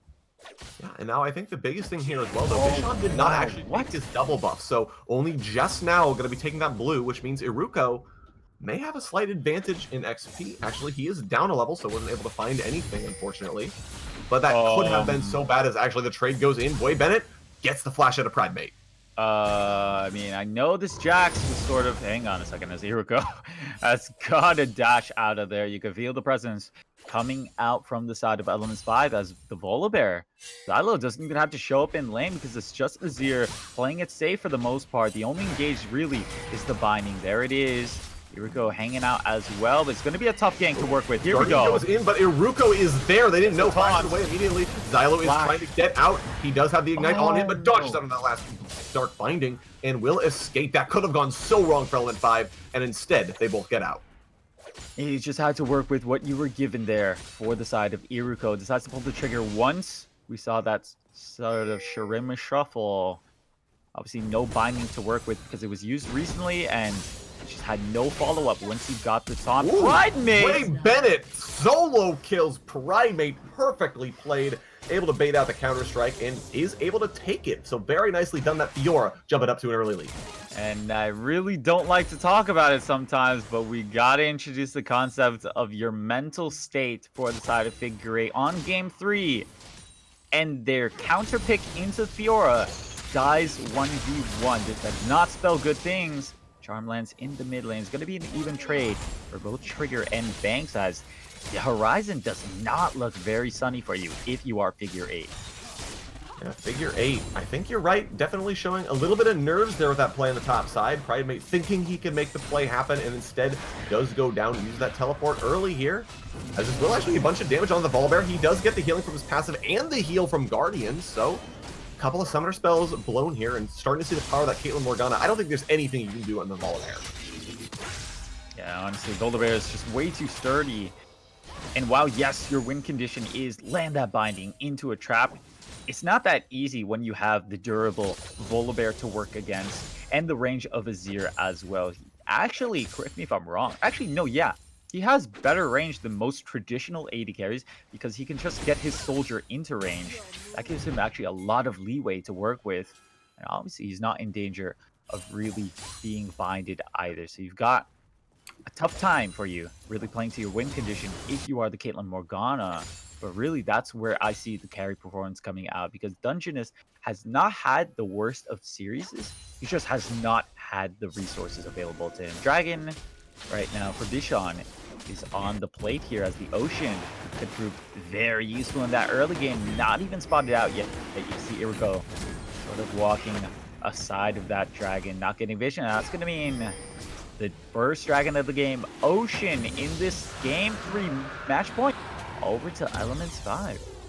And that is so big for E5 as well, especially the bottom lane here, which is very dependent on just sort of weathering the storm of Caitlyn and Morgana. And having that extra sustain, having a little bit of extra mana will be hugely beneficial for them. The Sylas a little bit as well in the mid lane, as he is melee into range, does get choked down a little bit. As here we go, bot lane play. Guardian is out of soldiers. He has no easy dash away, as Aruko is going to try for the flash taunt, but he misses actually. Nice. But it doesn't matter. Dungeness flashes forward. He picks up that kill anyway. Xylo has to retreat to his tower. There you go. Just stick to your guns. Stick to this bot lane, because honestly, getting a Caitlyn is one of the best things that you can do for this current game state. There we go. Trigger in again. It has the ultimate as well, can potentially steal a Spirit's Rush if it's available. Not sure if it is. By the way, that was an even trade in the mid lane. Obviously, a big gain in that bot lane. That's going to mean at least one plating secured for the side of Dungeness and Master Altismo. Yeah, and I don't see this bot lane going any other way unless Bishon really commits to spending some time here, especially once Iruko is able to hit that level 6, get access to the Stand United. As here we go, Bishon is going to land the Sonic Wave. He is going to take that in, trying to get the kick back onto the Morgana, with the flip onto the Xylo as well. Master Altismo is easily killed as mid lane, wow, Bang's taking a bunch of damage, the Ignite is ticking down, and Trigger finishes him off. The Bishon is still going, and he finishes it with a Tempest. And that is 3 kills across the map for Elements 5. And if anyone can get it done, it's really Bishon this series. He's just been popping off every single early game. This one, no exception, as he's able to make it work in the bot lane. You saw that mid lane 1v1 just going in Trigger's favor. The Sylas run in the mid lane this time around instead of the jungle. It's paying off in dividends. 2 plates already. Double that of Dungeness and Master Altismo. This early game still not looking any better for the side of Figure 8. Yeah, and I want to highlight there as well, Pridemate first pulled the trigger too early on the Counter-Strike, then had to use the ultimate early and not an all-in situation. So Pridemate, this was the counter pick. This was the option into Boy Bennett's Fiora, and is so far not going so well. So Figure 8 have to find a pressure point to leverage if they want to get out of this early game. And look at the item advantage already for the side of Boy Bennett. You can see why this matchup is sort of turning on its head after that first kill. A Tiamat is going to mean that every single auto attack that's next to Pridemate is going to slowly chip away at his HP. Obviously, no sustain really aside from that corrupting potion for the side of Pridemate. It's going to mean that eventually it's just going to get whittled down. Boy Bennett has already been playing these trades well, but it's just going to get worse and worse. Yeah, and Aruko only just now hit level 6, so will have access to the Stand United, might be able to turn some of these plays that Element 5 are barely getting away from, so looking to see if he can't make anything happen. Trigger goes in the mid lane, gets some damage down to Banks, procs the Electrocute, but is charmed up, as seems to be the case, and looks like he won't get anything else for that trade, as Boy Bennett actually goes deep. It's gonna be a 2v2 actually. Stun, trying to trade back on the Pridemate. Bishon is there, he takes the kick, he takes the kill! Whoa! Iruko goes down. Boy Bennett looked like he was overextending, but Bishon was there. Bishon just looks like a god, honestly. This guy's smurfing in a semifinals game for his league right now. Able to once again get a sick combo. This time onto Iruko. He dies in the blink of an eye. Bennett, though. Slightly The low. flash actually comes through from Xylo. He gets the damage down to Master Artismo, whose Black Shield is already done. The Soul Shackles come through, but I don't know that it's enough for him to survive. The point blank can't hold his channel, and Guardian can't block it. He was bound. Dungeness now trying to trade back the auto attacks. Guardian is not in soldier range. There he goes. Finally has the Q available. Flashes forward. Uses the point blank Streamer Shovel, takes the kill, but he is rooted. He is ignited. He's trying to auto attack, but there's nothing he can do in that Comet. Finishes up the kill for Master Artismo, flashing that mastery. Yeah, there you go, Master Artismo. Getting an advantage into the bot lane. It was well played, actually, from Guardian, able to secure that kill onto Dungeness. I think Dungeness is playing a little bit too confidently. It's going to be a 2-for-1. Slightly beneficial. Yeah, Trigger getting a very nice chunk. That's really what's the story about these solo lanes. He's just being on the back foot, taking trade after trade that you're not in the mood for. That Trigger gets the flash out of Banks. Very nicely done, getting the last hit into immediately using the Abduct. Gets a bunch of damage through, and the solo lanes might not be going the way of F8, but so far their bottom lane is trading back decently. We gotta talk about the sort of Hail Mary approach coming out for the pick and ban of Figure 8. They go with Comfort, but that really opens you up to the counter picks, right? The Silas as well, sort of positioned to win this mid lane because of the early ganks and also the fact that it was Trigger's choice of champion versus the Ahri. It's performing well, no surprise even, because Silas just in general has been performing well for the side of Elements 5. Infernal Drake is actually being started at the moment very low as Artismo finally gets vision. Yeah, here we go on the Morgana. Spell Shield is going to block it up. Infernal Drake is finished. Meanwhile, here come the Soul Shackles. Xylo's taking very, very low, and the fight is joined. Guardian's going to finish up Master Artismo in. Looks like Fishon goes all the way in. The Shen ult was used for almost no value. Guardian chunked out. He will actually go down the pills over. Peacemaker kick on the backside is going to get the Ahri. She is going to get flipped, but it doesn't matter. Dungeness takes the double kill. A trap was laid for Trigger, and here comes Caitlyn pulling her Trigger once more. She takes the kill. Triple kill now picked up. Quadra kill picked up for Dungeness. And that's F8 Justice getting their revenge on Elements. And what a turnaround right there. You will definitely appreciate those 4 kills in your pocket if you are Dungeness. It was the patient play, really, coming out of Figure 8. They lose the dragon, but they don't lose their heads. They stay in it. They play the skirmish out, and they end up getting a quadra kill onto their win condition, Caitlyn. That is definitely going to help. But once again, they're not out of the woods yet. No, but having Quadra kill on the late game carry, certainly a good benefit. As you saw how much damage she was able to do in that fight. Hasn't even recalled, already sitting on the Infinity Edge. And that is a huge thing. Now, just looking for Iruko and Primate to scale up and become tanky. And I think F8 have a potential win condition, as you were saying. Honestly, all you really need to do now is sort of salvage this top lane, because even though the early game is not going well for the Jax versus the Fiora, I could see the late game going much better for you. I know Fiora is already a monster in that 1v1, but then again, so is Jax, and Jax does have a bit more CC to contribute to in terms of team fight. So if he can start to snowball, that would be nice. This Bishop taking a trip to the bot lane, that might just signal that he is going to be a base race, a play for the first tower. The wave, just not feeling it this time around. No, the Caitlyn wave clear is actually very strong. She did opt for the second BF sword as well, so the Pilton for Peacemaker is going to do huge work against towers. So not able to quite find what they want in the bottom lane here, but Way Bennett still doing very well for himself in the top lane. Has the Ravenous Hydra, so he can take these bad trades. I actually don't even know why that wasn't the go button for Bennett. He has the grand challenge, and oh, here we go. Speaking of go button, once he says go, he takes the kill. It took like 5 seconds longer than it should have, but the result is the same in the end. You've got flash advantage as well as the grand challenge. You know the counter strike is on cooldown. I think he just figured it out as I figured it out. Spelunine is not going to matter too much yet. He tries to go for the kickback on the Dungeness, but can't quite get it. But he does go down. Artismo takes that. Now Dungeness trading on the backside. She's doing so much damage, but forced away by the Azir soldiers. Now Boy Bennett takes the first brick on the top side of the map, forces Iruko away. A potential play set up and thwarted by the Morgana. Yeah, the rest of the map bleeding, but at the very least, Dungeness and Master Artismo holding their own for the most part. They are going to lose the tower just due to the insane amount of pressure that keeps getting exerted on them. Here's Dungeness. Dashes in, he looks for the Streamer Shuffle, but he gets nothing but air, and now Banks gets the Glogman. This would be the Caitlyn Ultimate coming through. Double kill now for Dungeness, and this is going to be F8's AD carry popping off in this game 3.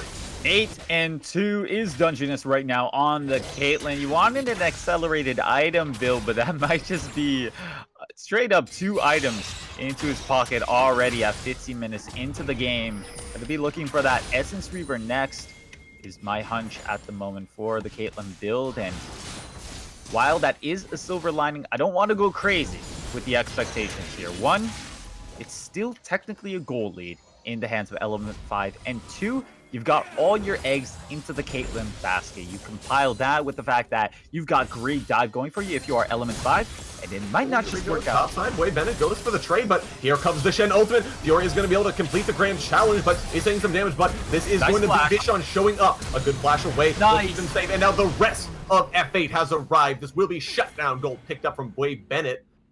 And this is Elements 5 maybe overreaching. This is Elements 5 almost clawing back into dead even in the gold. Only 400 gold to 500. Separating these 2 teams at the moment, and it's off of some brilliant play. You've got Figure 8 sort of playing with the unexpected here. Who would expect a 4-man in the top lane?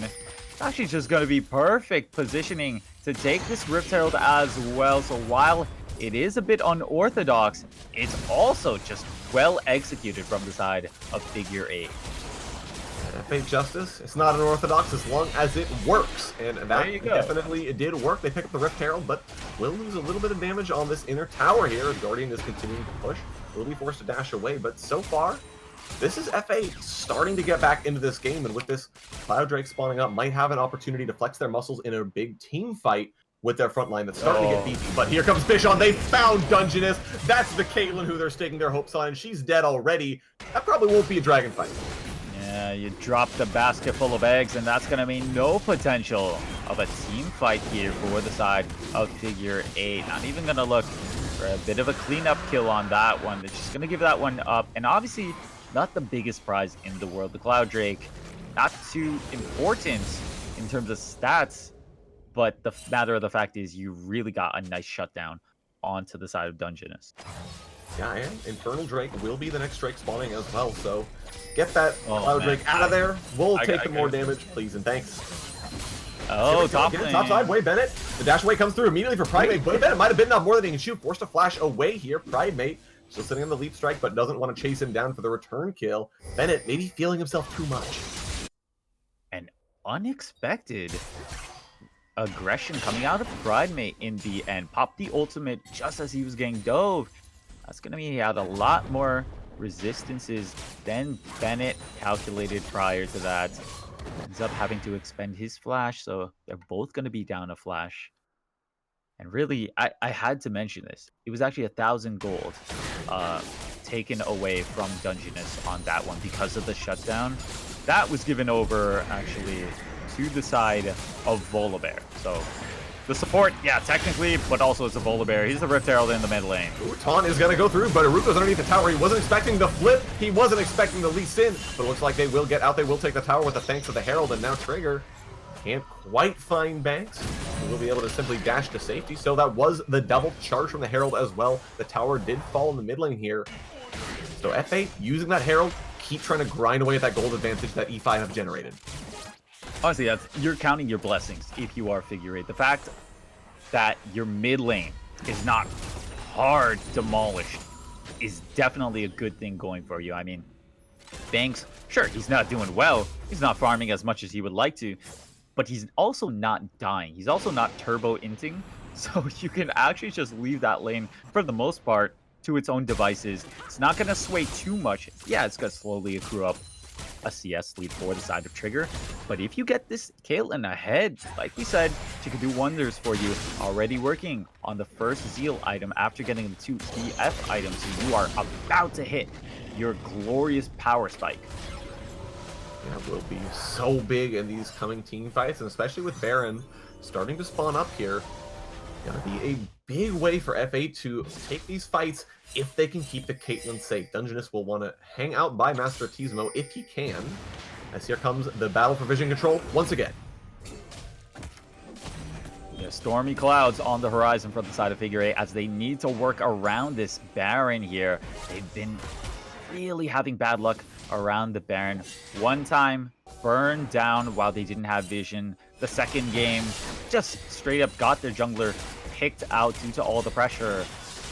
This is really going to be the test of if Figure 8 are ready to take back the series. And here he goes, again trying to go for under tower, but there's nothing he can do. Iruko now has shown up. A great lunge is going to get him out of the way of the Shadow Step. And here goes Xylo. They're going onto the Caitlyn. She is taking the almost instantly, but pops the heal, pops the net, is going to survive for so long. Dungeness takes down Xylo. Now Bishon in a bad spot. He goes down to Banks. And that was calculated aggression by E5. They didn't think through quite enough. Yeah, beautiful responses coming out from Figure 8 on that when they all get to the mid lane in time. Ace Bishon, especially, unfortunately going down on that one. I believe he was holding a bounty, if I'm not mistaken. So no, he wasn't. But at the same time, you appreciate those kills. One going on Caitlyn even, as now you get a bit of breathing room for Figure 8. You could start to now poke your head around this Baron, clear some of the pink wards, and drop some of your own. And I don't want to jump the gun on this too much, but this might be Element 5 getting a little nervous. This is a game that isn't solidly in their control, that they don't necessarily have the scaling edge in, and that Caitlyn is huge, and E5 might be starting to look for these big plays that can turn out so well, but if they go wrong, that's going to give so much more time for Dungeness to keep scaling. And let's not forget about the composition either. You're missing a traditional AD carry, bringing all of that demolishing power of towers. And you're also missing a frontliner, right? That's part of the reason why that dive did not go so well for the side of Elements 5. Who's the tank here? I mean, yeah, sure, it's going to be Xylo eventually, but that's working off of support income. Fact is, you have no dedicated tank, and you cannot be working towards that. That might even bring trouble when we talk about the Baron, because it's only 22 minutes in, and Baron actually packs a surprising punch if you're tanking it for a long time. Here we are poking around this next dragon. It's going to be Infernal, so you can tell why. Both of these teams have their eyes towards it. Taking the stand united is Trigger. Gonna be zoned out by the spooky ghost, but here we go, the setup towards this second Infernal Drake. This is Element 5 forced out of the pit. F8 Justice will be able to secure vision. They will be able to set up the Caitlyn traps. And this is the setup for a fight here. The Jax is topside with his teleport if he does want to join. The Infernal Drake has been started here, and I don't know if they actually want to take this fight. Elements 5, they go for the steal. They are not able to get it though. Dungeness is able to claim it, and that was the charm on the trigger. That's the damage on the trigger. He's taking a bunch. He's forced to flash away. Should survive the ignite, but no, the flashes are going to follow, and that's going to be the kill for the Ahri. And now Bishon forced to run away here. That's going to be a kill, and the Drake secured for F8, and they're looking straight at the Baron. And fate is on the side of Figure 8. What a big turnaround for them. They've been given kill after kill. They end up evening out the Infernal Drake lead, playing up 5v4 now around this Baron. And guess what? They've got the dedicated tank too. Only Guardian around here as the Baron is half HP. Here comes a TP. Yeah, the Fiora teleporting in on this. Baron down to 1,000 HP. It should be secured here. That will be the secure. Okay. And this will not be the fight looking. Actually, here we go. He's going to pop that Iruko, though. He's going to try to break up the fight here. Primate is down already, and the Fiora has gotten the ultimate. They're trying to run away now. F8 looking to trade back some of the damage. Stand United is in, but that is not going to be enough. Bishon on the backside. He takes down two. Dungeness is all by himself, trying to run away. And then flashes the wall, looking for the lunge. The Guardian has gone in. Guardian gets the Shurima shuffle. Bennett takes the ace here for Element 5, and what looked to be F8's story of redemption might be coming to a close. Oh man, and this is going to be bad for the side of Figure 8. Might even lose an inhibitor off of this, but honestly, not the worst thing that could happen. Sure, they did get straight up ace, but at the very least, you get Baron off of the table for the next 5 minutes.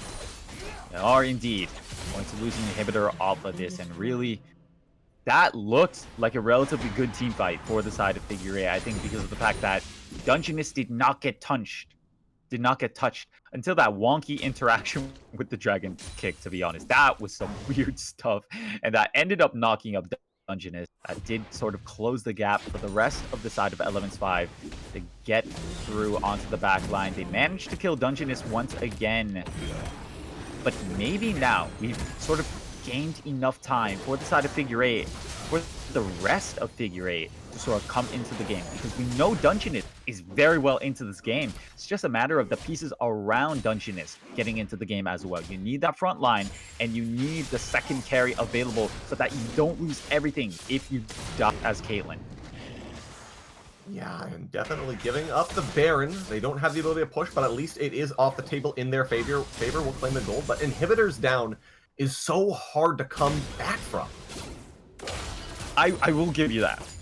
I will also say, though, that Pridemate is not getting demolished in the split push at the moment. So you can see him plopped up around that top side. He's going to be working with the super minions, but you can also see the reaction from Bennett. He's going to be farming around that bot side. Really, it's just about wave clear until you get your inhibitor back up. I think the timing might work out for you because I believe inhibitors, it might be 4 to 5 minutes. Inhibitors? But it's really just about whether the inhibitor comes back up by the time the Baron comes back up so that you're not dealing with super minions as well as balancing the act of getting Baron vision. Definitely would be a tricky scenario as the 4-1 actually comes out here from E5 with a Fiora split pushing, as is her wont in the bottom lane as the rest of the team is grouping up. And look at that attack speed on Guardian. No traditional AD carry, but once he's got the 3 soldiers down and the lethal tempo procced, you're already at 2.5 attacks a second. Yeah, that's just nutty stuff for the side of Guardian. You can see opting towards AP as well. So even if he doesn't get his soldiers into the perfect position, he's still got a good amount of poke to deal with, especially commanding the soldiers to attack. It's just the constant push coming in from Elements 5 as they are just keeping up the pressure, controlling the side of Figure 8's jungle and looking for opportunities to dive. Yeah, actually, here we go. That was on a Guardian, and Guardian is dead. Beautiful. Ruko and Dungeness' damage are enough, and now this is Bishon all by himself. He's looking to make the turn back. He has Bennett for support, but is forced to dash away at the end of the day here.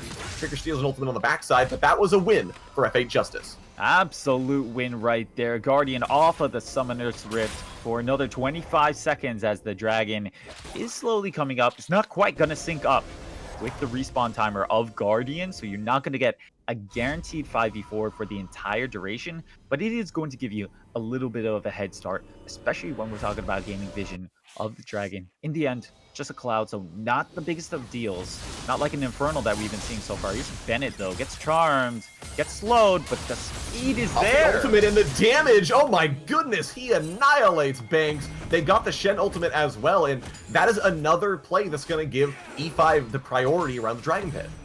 Yeah, unfortunate. You just end up losing a man after you get a pick of your own. That's going to mean, of course, the guaranteed Dragon for the side of Figure. Trigger looking. Dashes in Xylo as well, pops Righteous Glory, but nothing they can get. The Dragon will be secured, but some cooldowns expended in the mid lane for no gain.